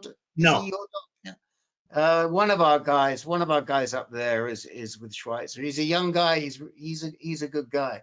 I am going to put our Denmeade presentation in the chat window for anybody who wants to see it. I'm just looking it up right now. But from when he did it for us a while ago, boy, I think we were ahead of the curve. Of the curve, I should say. Here it is. It was 20th of February 2017. How about that? And I'm putting the link directly in the chat window for everybody, and you can just click on that, and it'll open it up. There you go. Okay. Any other questions about BAT or for Ken? If not, it's getting late, but we'll be here. Several guys are still waiting. So Tony Fig, are you there? Yes, I was going to give an update on meetings with Dr. Van V and radiologist today. Dr. Van V felt that because of well, to back up a minute, my post-op PSA was at 0.39, then 0.38, and the PSMA PET scan with Plurified did not show anything. But Dr. Van V said because of my check 2 gene mutation, the Gleason 9, grade 5, and the other issue of lost my train of thought there, but he did not feel it would be worthwhile to wait to begin therapy. So he wanted me to start on 1 month Lupron right away, and then meet with the oncologist that's in the same office. So I met with the oncologist, Dr. Byland, and he agreed with Dr. Van V that we should begin treatment right away. They've seen many men that have had PET scans that have not shown anything. And by waiting 2 or 3 months, it has metastasized to other bone and soft tissue glands. So he told me that he did not want to begin radiation for probably 2 months to give me time to heal more from the surgery, which was 3 months ago, and to develop the pelvic floor muscles. Something that was new to me, that when you do the radiation, it freezes your development of the pelvic floor muscles at that point. Because of scar tissue, they don't progress any further. So he wanted to give me time to regain as much continence as I could. So so I would begin the Lupron with an injection in the hip, and then go on to radiation later on. Dr. Van V did not think that there would be any merit in doing a buffer at this time because of the low volume of cancer that is indicated by the PSA. And I met with the urologist after that, and the surgeon, and he was in agreement with their assessment for the treatment to begin. So that's kind of an update on what transpired today. So well, I'll give you a quick response on that. The first thing is, since we can't see what's going on, I just don't understand why you wouldn't do either a Pharmagon shot to begin with, a Orgovix, or 10 or 15 days of bicalutamide.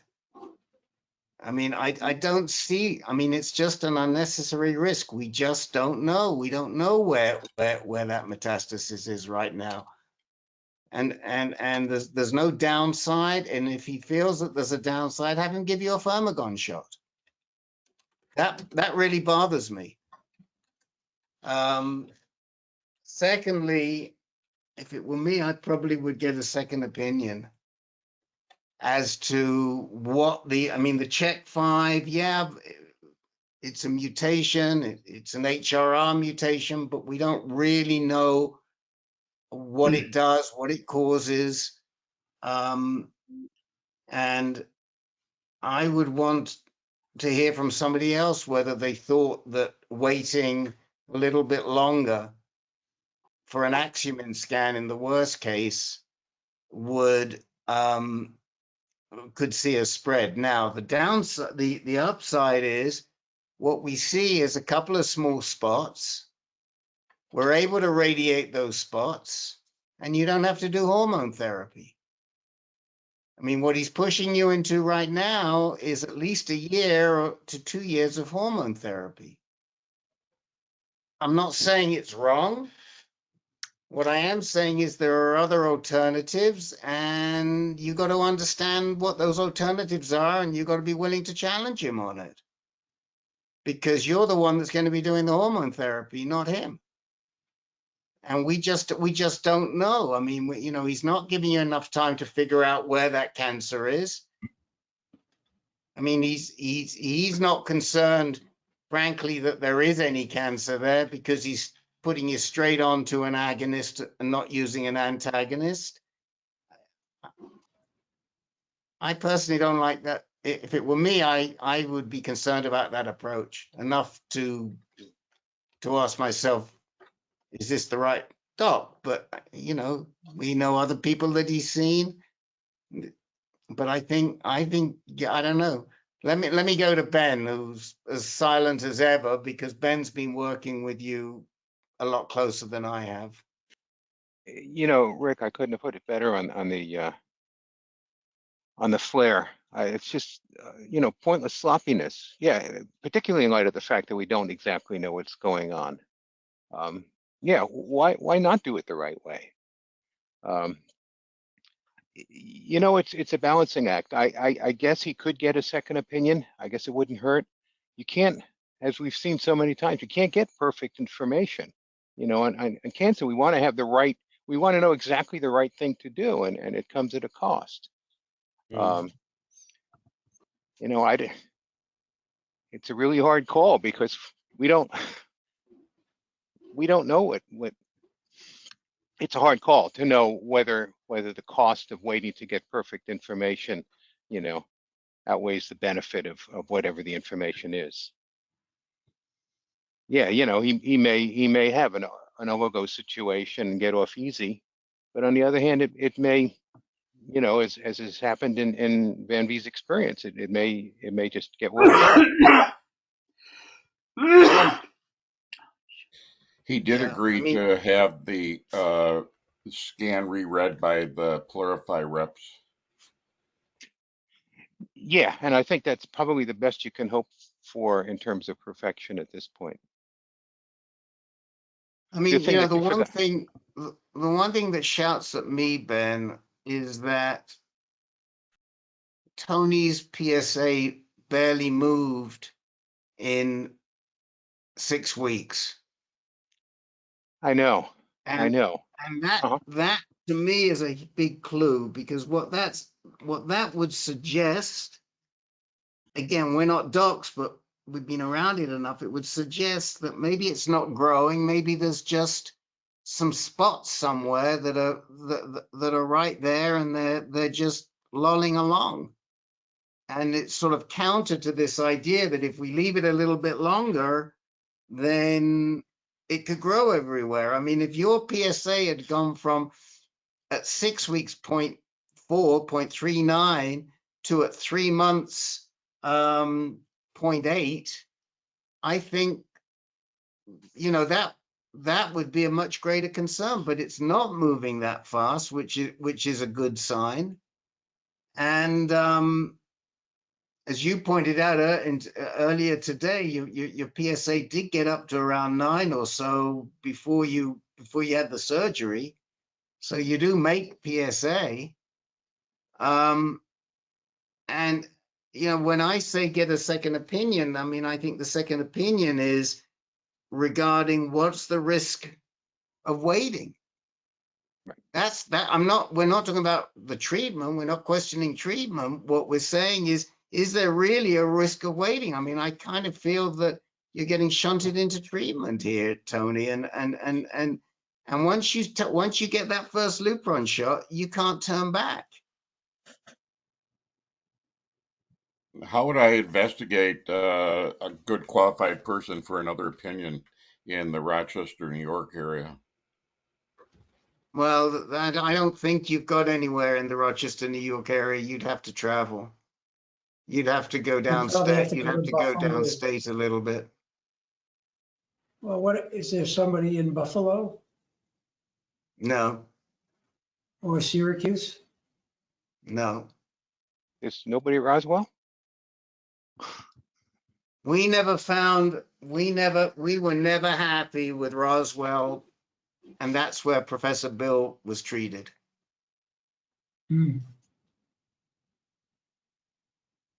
So, you know, we didn't like. I don't think Bill got good treatment. God rest his soul. I don't think he got good treatment at Roswell, and they just don't have the expertise. They don't seem to have the GU expertise there. I think it's, you know, for some, I think you've just you'd have to go further afield. I certainly hear you on the non-moving PSA. I mean, on the one hand, that's good news. On the other hand, that's bad news. It's good news because it suggests it's not escalating. It's bad news in the sense that he may have to wait a long time for his PSA to climb. And since we don't know what's happening, that might be a bad move. If the cancer isn't moving, you know, see one problem is we don't know if Tony's PSMA avid. Right. He could be a guy who's not PSMA avid, and so, you know, we won't see anything until he gets an Axumin scan. So we have to wait even longer. That it could well be. I mean, I wish we had better technology to determine if people are PSMA avid or not. You'd think somebody would come up with a decent test for that. We don't have it. Is there any other test other than PSA that would indicate whether the cancer is growing or mutating? I'm just wondering if, you know, the PSA is static and there is further growth and mutation and it's not showing up on a PSA. Well, the other biomarker is the imaging. Right. Shouldn't they be able to do immunohistochemistry on the pathology to see if it expresses PSMA? Well, you know, Peter Carroll said that, told Dr. Jack that they can do it. Dr. Jack's on the call right now, but we don't know anybody who's doing that. I mean, maybe if you're Jack, I mean, did you find anybody who can do that histochemistry, the histotest that Peter suggested? Peter just suggested that's the only way to diagnose it. When Sloan Kettering was telling me, you know, that you may be, you know, non-avid, first you've had 2 PSMA scans and nothing's showing up. So Peter says, you can't say that for sure. You could still be avid. You're just not high enough. Your PSA isn't high enough to show up. Some people need a higher threshold to be able to be visualized. So I'll talk to you whenever you're free to talk to me. But that's, Peter Carroll did say that histochemically you can diagnose it if you have a piece of tissue. They can't find my tissue. It's lost in the tissue bank in New York. So I don't know. Well, they have plenty of tissue. Tony Fig has plenty of tissue. They just took his prostate out and they know where that is. So, you know, talk about, first thing I might do is go back to Dr. V and say, hey, before I get into anything, could you please test a piece of my tissue for what do you call it? Histopathology? Well, I mean, it's not all that simple, Rick. I mean, the techniques are tricky for specific antigens. And you wouldn't want to do it at a place that's never done it.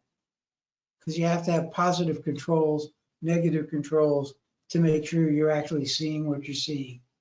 So, I mean, it's very, you can be easily misled if you don't know what you're doing. And if you're not an expert. So I would say, yeah, if somebody can do it, if someone's doing it, it'd be great if but they've got to be able to do it carefully. That's great And not insight. just, Thank you. I mean, I do immunocytochemistry in my lab all the time, and you get all kinds of false positives if you don't know what you're doing. Oh, So if we sent you a piece of tissue, do you think you could test for a little PSMA protein? eventually. Eventually. Good answer. So, I mean, I don't even know what the specific antibodies are. I mean, that's what you need, a specific reagent that only reacts with PSMA and nothing else. I mean, they've And had I don't know what antibodies that, for years. There's have they? 591 or 951 or whatever call Forman was getting at Right. Cornell. So anyhow, so I don't know, Tony, I don't know how to advise you. It's really tough. I think, Tony, and I'll let you keep working with Ben because Ben's a great mentor, and but I think if it were me, I would be trying to get a second opinion.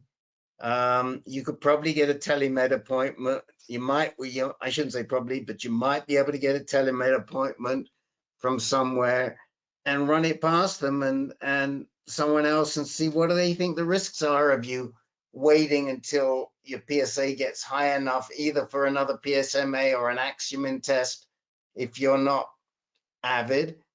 You know, if they agree with Dr. Van V that you're at high risk, go for it. But if you do go for it, I certainly wouldn't do it without a buffer. That's for sure. Especially not knowing what's there. There's something there and we don't know what it is. I wouldn't take the chance. I wouldn't take the chance for what is it? Either an antagonist or 15 days of bicalutamide. It ain't worth it. It's so easy to do.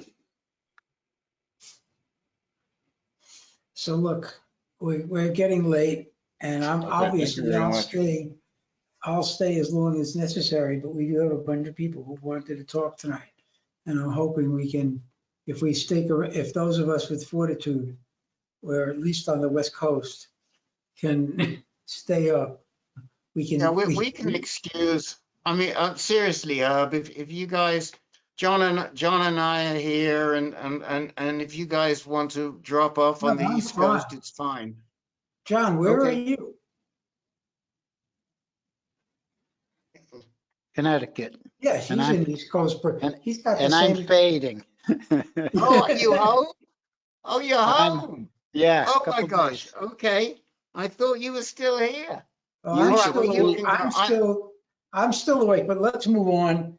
Phil, did you want to say something? Yes, I'm in a predicament here. It turns out that I have tumors on my lung, left and right. The right side has been biopsied recently, and it is prostate cancer. The left side had been biopsied recently, and the biopsy suggested it was non-small cell lung cancer. We proceeded with a removal of the left upper lobe. And when they did the biopsy on the, not the biopsy, when they did the assessment of it, they determined it's prostate cancer. The one on the left side was avid for FDG and growing quickly. The one on the left side, the one on the right side was avid for PSMA and fairly stable over time. I am on androgen deprivation, on darolutamide and relugolix. And my PSA has been in the range of 0.04, 0.06. I still have a prostate, but it's been in that range for the last 6 to 9 months. But I got a PSA test shortly, a couple weeks after the surgery, and my PSA had gone up to 0.12. So that's sort of the mix I'm in now. My plan is to get a PSMA scan shortly. I've got one due in about 2 weeks. I'm in communication with Dr.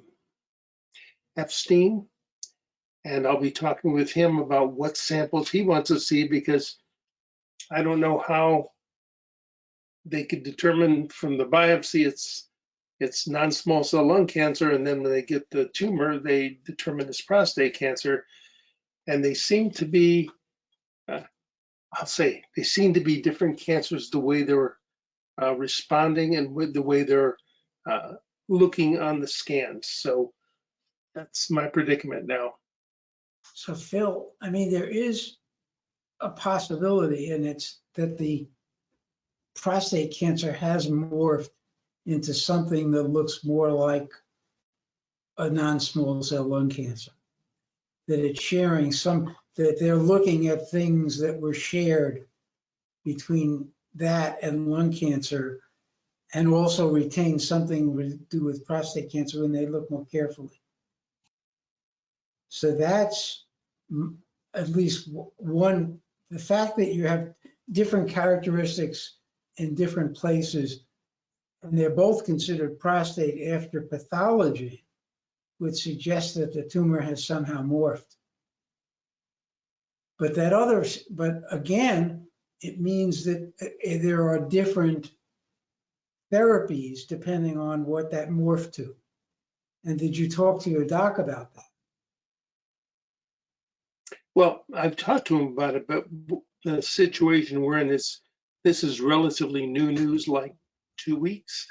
And that's why we're doing the PSMA scan, to see if we can see it, whether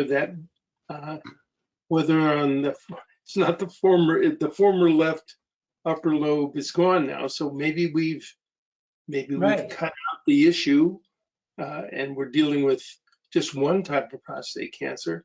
And then I'm looking toward having a review of those pathology results from an expert to really get a sense of, did something get messed up? Did it get misread somewhere in the process? And to clarify what kind of cancer we're really dealing with here. I mean, I think the one thing I would think about is something like an FDG scan. I've had an FDG scan right before my the upper lobe removal, and it was avid on the left upper lobe. So I have one that's avid with FDG, the one on the left that got removed, and then one on the right that didn't get removed yet is showing up in the PSMA scan. But it should also show up in the FDG scan if it's growing fast. Well, we can see it both. It's not showing as being positive for PSMA. It wasn't, it's gone. So no, which one? No, the one, I'm sorry, Phil, I'm getting confused with the right and left. The one that's PSMA avid should also be FDG avid. Didn't show it. Okay, but you had the other one that's just FDG, and that was taken out. Yes. So it may be that if you know, again, if they do another FDG scan and they don't find anything that's FDG positive, then that may be have been curative for that particular lesion. Could be, yeah. In which case, then you can just focus on the other type. Yeah. Again, I think that pathology read is going to be key because I'm sure that they look at all sorts of specimens. So where are you being treated, Phil? The treatment at this time for the removal was done at UCLA. Mhm. I have two oncologists that specialize in prostate cancer, Dr. Reddig at UCLA and Dr. Dorf at City of Hope. Okay, Tanya Dorf. I'm meeting with both of them in the next 3 weeks. Mm-hmm. So to get their take on it, but it's sort of an oddity, I think. So Phil, this is Peter. I have a very both Dorf and Reddig are, I mean, they're really smart, especially Dorf. I mean, she could look at your the pathology slides and probably give you some great feedback just by her looking at the slides. But go ahead, Peter. Yeah, Phil, it is an oddity, but it isn't that rare. I have a good friend, he's been on our call, not for the last couple of months, but he was diagnosed at the same time with aggressive metastatic prostate cancer and lung cancer. And I questioned it right away, whether it was prostate cancer gone to his lungs, but they found no, it was lung cancer. And they treated him for lung cancer with immunotherapies, got it under control, and now he's doing radiation for the prostate cancer. And he's doing very well. I'm amazed how well he's doing, actually.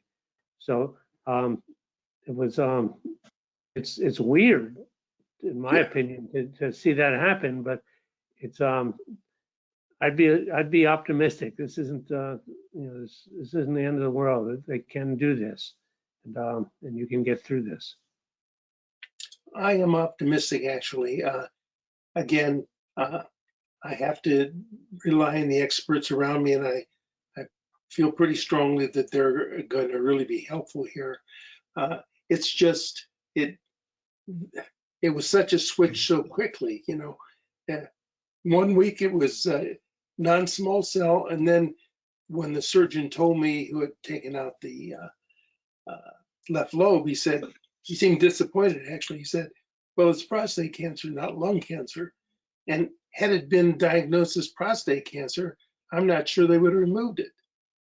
So it's, I don't know who would remove it if it were determined to be prostate cancer, but it's gone. I'm recovering from that still, so. Good. Well, I think we definitely want to hear what the Reddig and Dorf have to say. I'll be glad to share. So Mark Thompson, you just left because he was just on the list. So we're running out of, some people are running out of gas. But Al Latimer, what's up? Are you still awake? I'm coming. Hi. I start docetaxel Friday, and they have given me some meds to take and this and that. But I'm wondering about some, tips and tricks that you all might have for dealing with this and dealing with the side effects, minimizing the side effects. I heard one person talk earlier tonight about keep moving. I've heard about drinking a lot, drink a lot of water. And some have recommended some ice packs for your fingers and toes to, to avoid the neuropathy. So anyway, I know a lot of you have done it, and I'm wondering what your experiences have been. So, Well, I mean, Ken, Ken, you might as well respond. You're the Taxol king. Bob had his hand up. Let him go, and then I will. oh, okay. I was just going to say I'm between number 5 and number 6. Yeah, lots of liquids day before, day of, a few days after. Electrolytes seem to be helpful. I've used the ice. I still have gotten some neuropathy. Make sure they give you Neulasta or some kind of stimulator for your white cells. I didn't get that my first time. Yeah, that's on the list. Okay.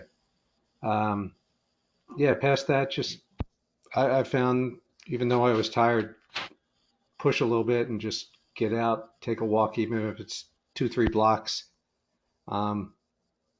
The day after, you're going to feel great because of the steroid, and then it goes downhill for a few days.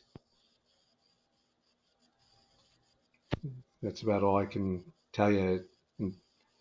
How many rounds do they have you scheduled for you? Well, I'm going to do 3, and they're going to retest me, and then probably at least 3 more. Okay. Yeah. I mean, it hasn't hit me too bad. The only thing I do find that seems kind of odd, and I think it's the steroid, is every time I've gotten thrush. Do you have a particular method for your fingers and toes, a particular product? I got these ice boots on Amazon for my feet, and then I was sticking my hands in ice in a bucket, but now what I do is I just have a couple ice packs that I bring to keep those ice boots cold, and I just hold the ice packs. What about your scalp? It doesn't seem to be. Yeah, you know, the hair started coming out in clumps about 10 days after the first chemo, and so a couple days after that, I was just coming out. My wife just shaved the head, and I'm assuming it'll grow back. That's the least of it for me. Well, that's what the infusion nurse said, that the hair will grow back, but use cold pack on your feet and your fingers to try to minimize the neuropathy. Yeah. How well that works, I don't know. Maybe mine would be worse without it. But yeah. Okay, I appreciate the tips. Yeah, good luck. Relatively simple question compared to the last few. Ken, did you want to add anything? No, Bob covered everything. Okay. I mean, actually, I didn't know about those tips before I got mine. It was before AnCan, and I just went in there and got my chemo and didn't use any of these things. My wife had it in 13, and it's been too long, so I don't know. You'll have to do some research on it. I thought I read something that if you can exercise like as soon as you get home from your chemo, that it runs it out of your body a little quicker and you do a little better in the long run. And she tried that. She did fairly well on Taxotere. She did 6 treatments and did the ice packs and got a little bit of neuropathy, but not much. But she did pretty well. We lived in Washington. We walked a hill whenever she could. I mean, a steep hill. So, like I say, I don't remember. It's been too long ago. You'd have to search it yourself. So. We don't have hills in South Florida. When are you going on a treatment, Al? Larry, what are you trying to show us? I'm trying to say that although the neuropathy stays, the hair grows back. You and Peter seem to be competing here. It's not a competition. I just it's like instead of a tattoo or something to be surviving after. We're gonna start a band. I didn't have that. I didn't have any to lose. So you guys may get a kick out of this. This makes my wife mad when I tell this. When are you starting, Al? Friday. On Friday. Okay. Good luck. We're right with you, bud. Yeah, good luck. Okay. Right. Well, thank you very much. We're right with you. We'll keep you posted. Has anyone used an ice cap? Yeah, has anyone Peter used an ice cap? I used one. I wrote I wrote to Al. I told him everything I knew, and he's got all the information. Right, I saw that. Yeah. And just don't be sad that you're gonna miss a good Thanksgiving dinner. It's gonna taste like tinfoil probably if you can bear to eat any of it. Well, that brings up another point that some people have talked about, sucking on ice during the treatments. I don't know if that has any effect or not. I did Anybody it. try that? No, but I think it's going to affect your taste buds. I'm looking at a magazine here, Conquer magazine from August 22. I'm sure you can find it online. There's an article in here called Simple Strategies for Relieving Oral Pain Caused by Cancer Treatment. And they recommend that you suck on ice during the treatment. They call it cryotherapy. I thought that was kind of cool.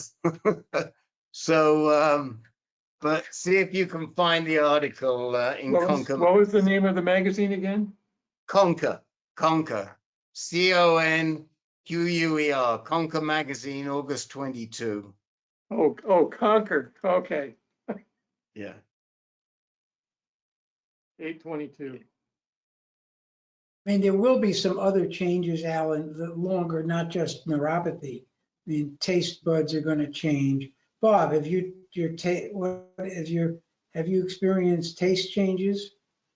Oh yeah, it's by the third week, it's getting back to normal, and then your next round comes up. Though fortunately, my next round will be my last.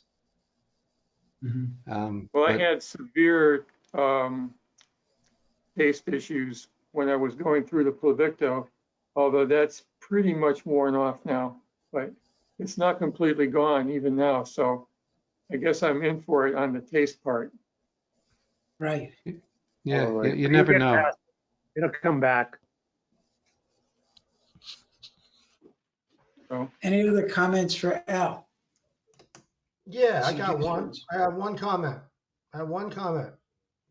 If the guy who did 25 chemos tells you to keep moving, then I guess it's a good idea to keep moving.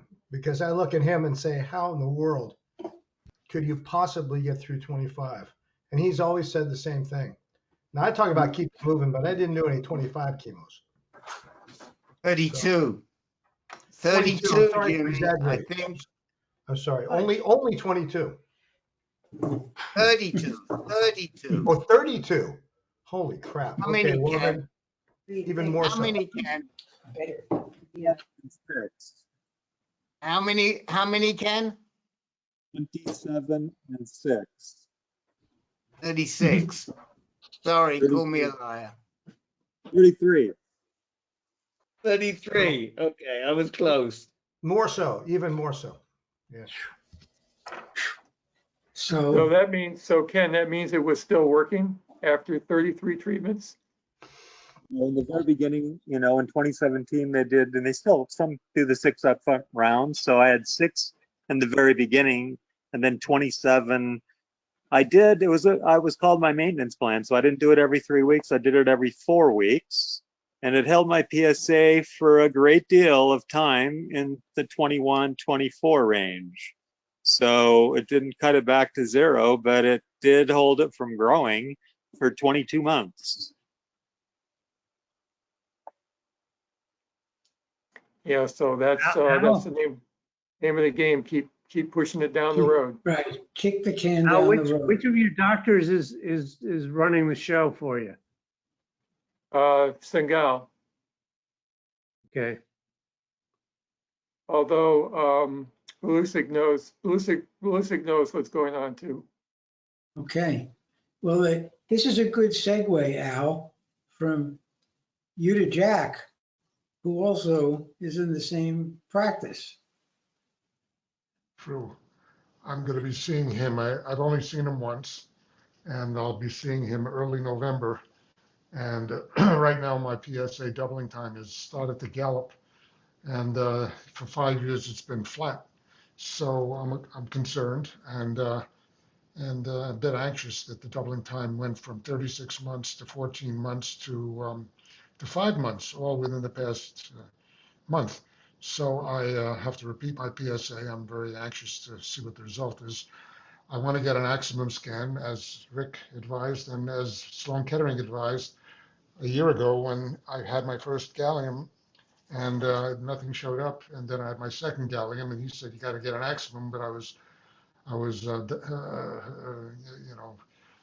thrown off by an FDG scan and an Iden scan to follow up the possibility of lung cancer because of a couple of nodules in my lungs, and they turned out not to be lung cancer, or still not too sure what they are, but they're not growing, fortunately.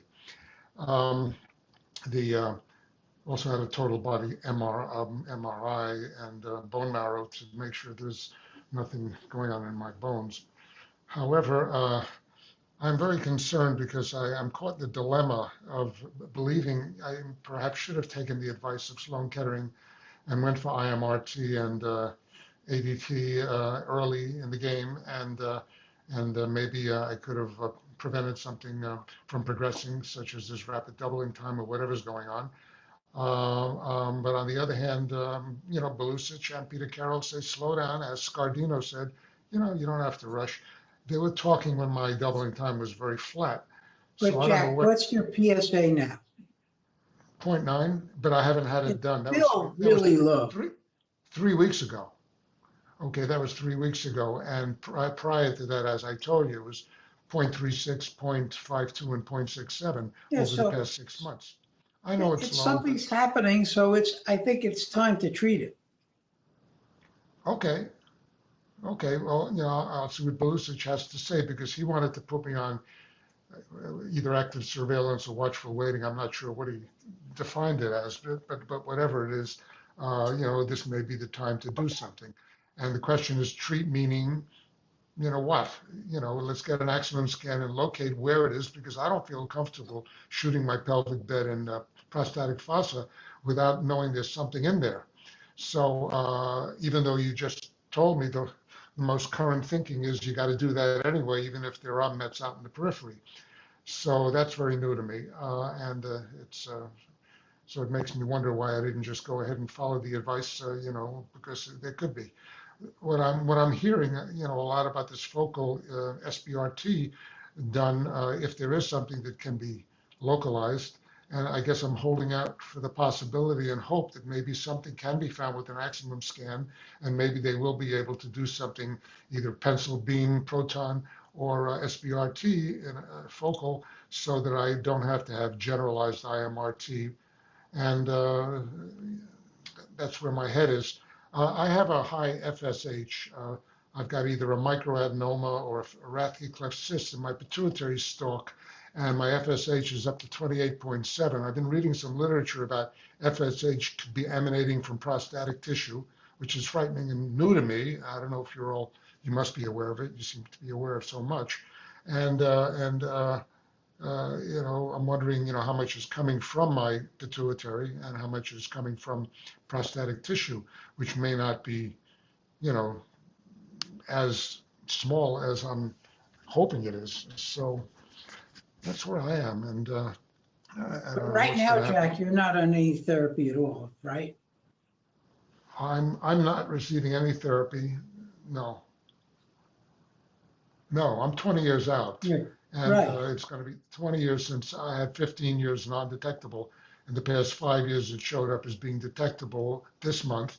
So, and it's been very slow and flat up until the past few months. And the biochemical reoccurrence officially occurred a year ago, and that's when I had my first PSMA gallium. And I had my second gallium PSMA this year. So far, nothing is lit up. And I don't know, I'm just anxious about nothing lighting up, although Peter Carroll says it's a good thing not to light up unless we have something that clearly is in your tissue, and then it's not such a good thing then if it lights up. So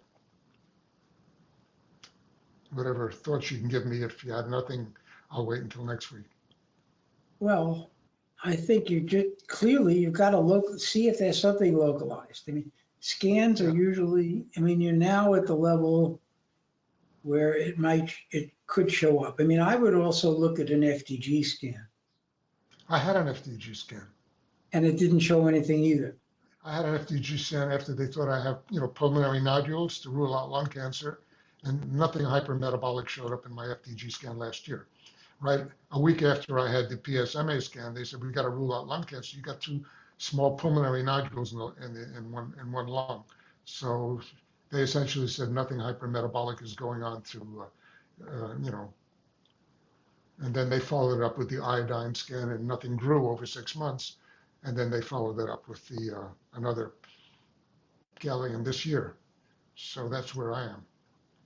And when are you doing your Axumin scan, Dr. Jack? I haven't. I have to speak to Belusic and find out whether, or I'll speak to Sloan Kettering. I'll just fly up to New York and get it done up there because they're going to read it anyway, because I feel confident with their readers more than I do with the Miami readers. So I feel most confident with the Sloan Kettering readers and the California readers, UCF.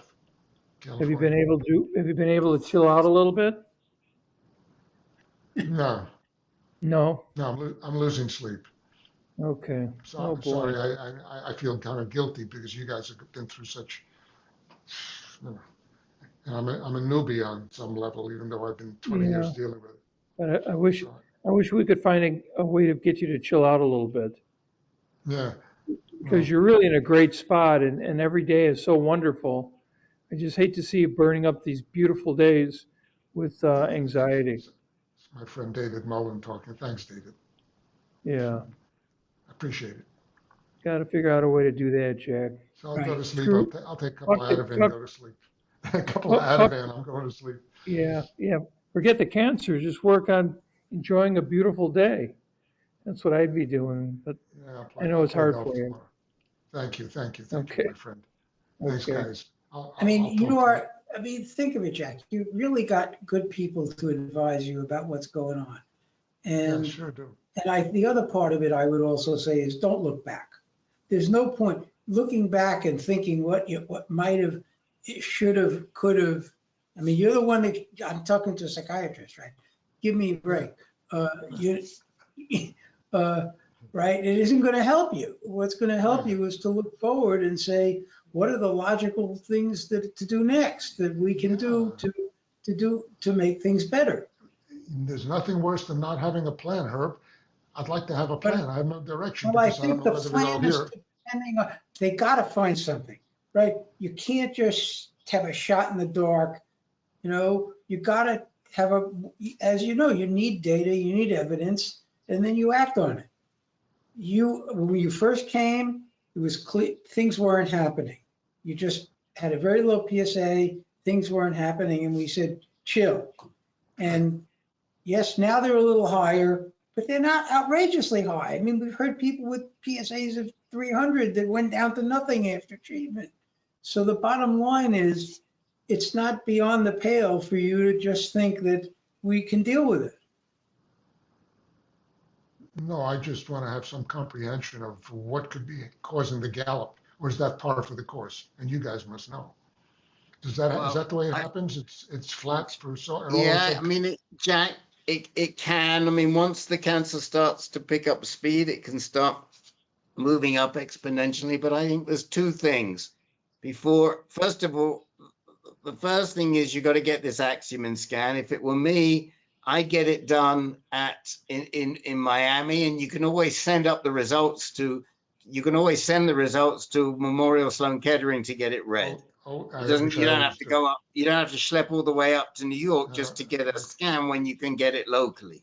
There's a million places, and you'll get it locally. So put your mind at rest. Order the scan.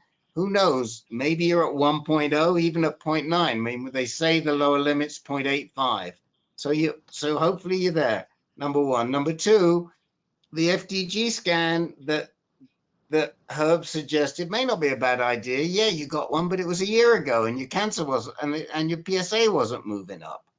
So an FDG scan might not be a bad idea right now. FDG scan can show prostate cancer? It can show any cancer because it looks at metabolic activity. So even if it's not PSMA positive or any other avid, it'll show that it's metabolically active. But an Axumin scan, which was recommended as Sloan Kettering, and I ended up getting an FDG scan because the pulmonologist told me that was the best thing to do at the time. I think I feel more comfortable getting the Axumin scan right now because I want to know if there's prostate cancer. And if it doesn't show up, then we'll go to maybe an FDG scan or something like that. Well, And you even suggested an Axumin scan last week, Rick. You know, 2 weeks ago. Yeah, no, I mean, I think an Axumin scan's a great idea. And, you know, if you want to double up on that, get an FDG scan as well, like Herb suggests. Get all the scans locally because you can, and send them to whoever you have confidence in reading. You can send them to Memorial Sloan Kettering. You can send them to Peter. You've got the people to read it. Yeah. But certainly, you know, you'll save yourself the airfare. We'll just take, we're just good for 10%. Whatever we save you, we just want 10%, you know, 10% here. So, but seriously, that's what I think, that's what I think I would do. And don't make yourself sugar. I mean, that's the worst thing you can be doing. The worst thing. I'm doing you know, a good job at that. get Muslin down there and have him bring his boat and go eat at that fish shack because I was on the boat near the fish shack. And don't listen to Bill. Bill will make you even more crazy. Firestone will make you more crazy. I had dinner with him the other night, last night. Right. Listen to Muslin. Muslin's the sane one amongst all of us. All of us. Thank you. Okay. Well, tell me about FSH. Tell me what you know about FSH. I don't know a lot. I know FSH and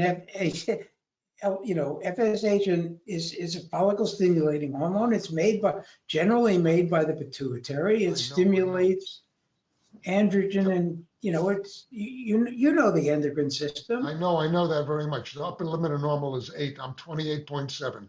Okay, my LH is normal. Okay, what the hell could it be coming from prostate tissue? I haven't read it. It's not something I know about, Jack, but I'm happy to do more reading about that. I just read a whole article about that. It was scary. Okay. I'll send you the site.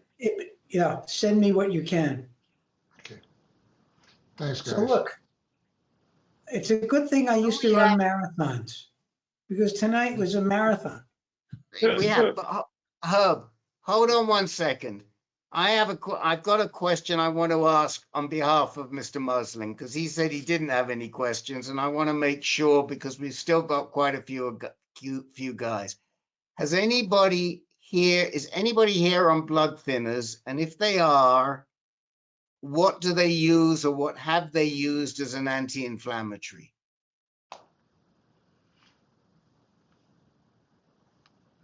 Good question. Anyone? It's a good question. Because Mr. Muslin is not speaking up and he's in a lot of pain, and we're trying to find him an anti-inflammatory, and I just want to know if there's any peer experience with respect to what he could possibly use. Which drug are you taking? Darolutamide he's taking. No, blood thinner. I'm talking about his blood thinner. I've got something. What happened was I've got something in my back going on, and I have terrible pains going down one leg, and I'm taking gabapentin is what I'm taking, along with I can take 1 or 2 500 milligrams or 300 milligrams of gabapentin, and a couple of Tylenol. But my primary care physician says you can't, because I'm on blood thinner. Which you one? You can't take anything. You can't take. What can't I take? I can't take Advil. You can't take an NSAID. You can't take aspirin because that will actually cause more anticoagulate. Right. What about a prednisone patch? Tylenol will work. Yep. So I'm taking Tylenol and gabapentin. Not ibuprofen, though. No, not an NSAID. No. What about prednisone? You don't want to have anything that blocks. That's a COX inhibitor. What about a temporary prednisone? It's not going to do much for pain. Prednisone, if he's inflammatory. I took a 6-day pack of prednisone. Exactly. and it helped a little bit, but the pain is just, unbearable walking. But I got a scan today, and I'll have results tomorrow, and we'll see where I'm at. And I don't think it's any Mets on my spine because my PSA is so low, undetectable. Right. What So, I'm hoping David, for. is this acute? Did this just happen acutely? Yes, last week. Did you do something to trigger it? Nothing. I woke up one morning and I had a sore back. The next morning I woke up, I had pains in my leg, like I'm only in one leg right down to my knee. Sharp, sharp, sharp It pains. sounds like, is it anything like sciatic pain? Yes, it's all pointing to sciatic. So I would suggest going to a physiatrist. That's the cure for me. I mean, as you know, guys know, I was in pain. Yeah. And I've been taking physical therapy and going to a physiatrist. And also, according to Dr. Rick, I've been taking NSAIDs. And the pain is gone. Yeah. What's the third thing you're taking, Herb?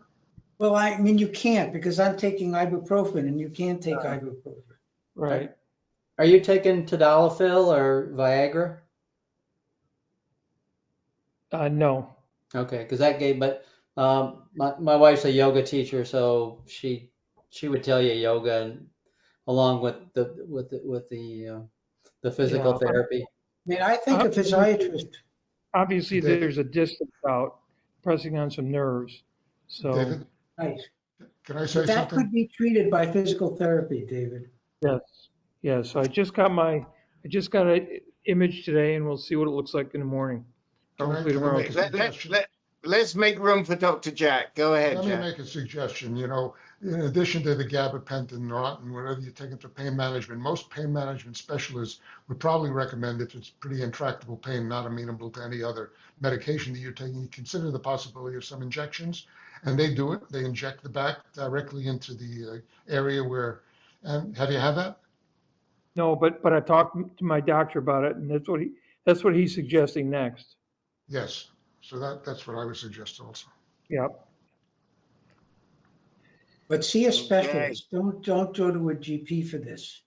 Yeah, pain management specialist. Yeah. Anesthesiologist, pain management. I would even say a physical medicine doc. Okay. Thanks, Rick. Thanks, guys. Okay, so any last comments before we all go to sleep? I got one more quick one for David. Lay on the floor, on your back, put your legs up on the couch, get them so that it's pulling your legs up just a teeny bit. Lay that way for a couple hours. I've been dealing with this for years, and it really helps my back a lot. Just, I mean, it's not going to fix it, but it's going to ease off some of the pain. So what you're saying, Nora, is get my legs on a couch and have it so that my legs are higher, so my ass is off the ground a little bit? No, not off the ground. Just pull up a little bit. You don't just put your butt clear up against the couch, lay on your back, put your butt clear up against the couch. Depending on how tall you are, how tall your couch is, you want just a little tension on your legs. Got it. So that. Okay. And David, when you sleep at night, put several pillows under your legs and sleep so that you minimize the amount of, compression on the spinal nerves, and you can wake up in the morning feeling better. Yep. Yeah, the only way I can sleep is if I pull my knees all the way up. Hmm. Yeah, Right. well, then that couch will help you a lot. Have you tried a heating pad? Yes, been icing and heating. Nothing seems to really help. And do anything you can do to build up your core, because you got to open up the spaces, the intervertebral spaces. And if you can start doing some work on your abdomen, that's going to strengthen and be able to, get rid of the compression. Yep. Okay. Thank you guys so much. Good No, night. physical therapy will do it. And Mr. Muslin, please take time if you need time. If you got a question, these guys are great. We got a lot of knowledge here, because it could be prostate cancer, probably isn't, but you're still allowed to take time for yourself. Okay? Right. Thank you, Rick. And David, with that imaging, I mean, it sounds to me like you could also have some spinal stenosis. I would, depending on what your doctor says, you might want to get a second opinion with a neurologist. Thank you, Gary. We love you. We love Yeah. you, Mr. M. We'll We figure don't this wanna one see you out. in pain. David will figure this one out too. Okay, I love all you guys too. Okay, anybody else comment? No, I'm going to end the recording. in the recording.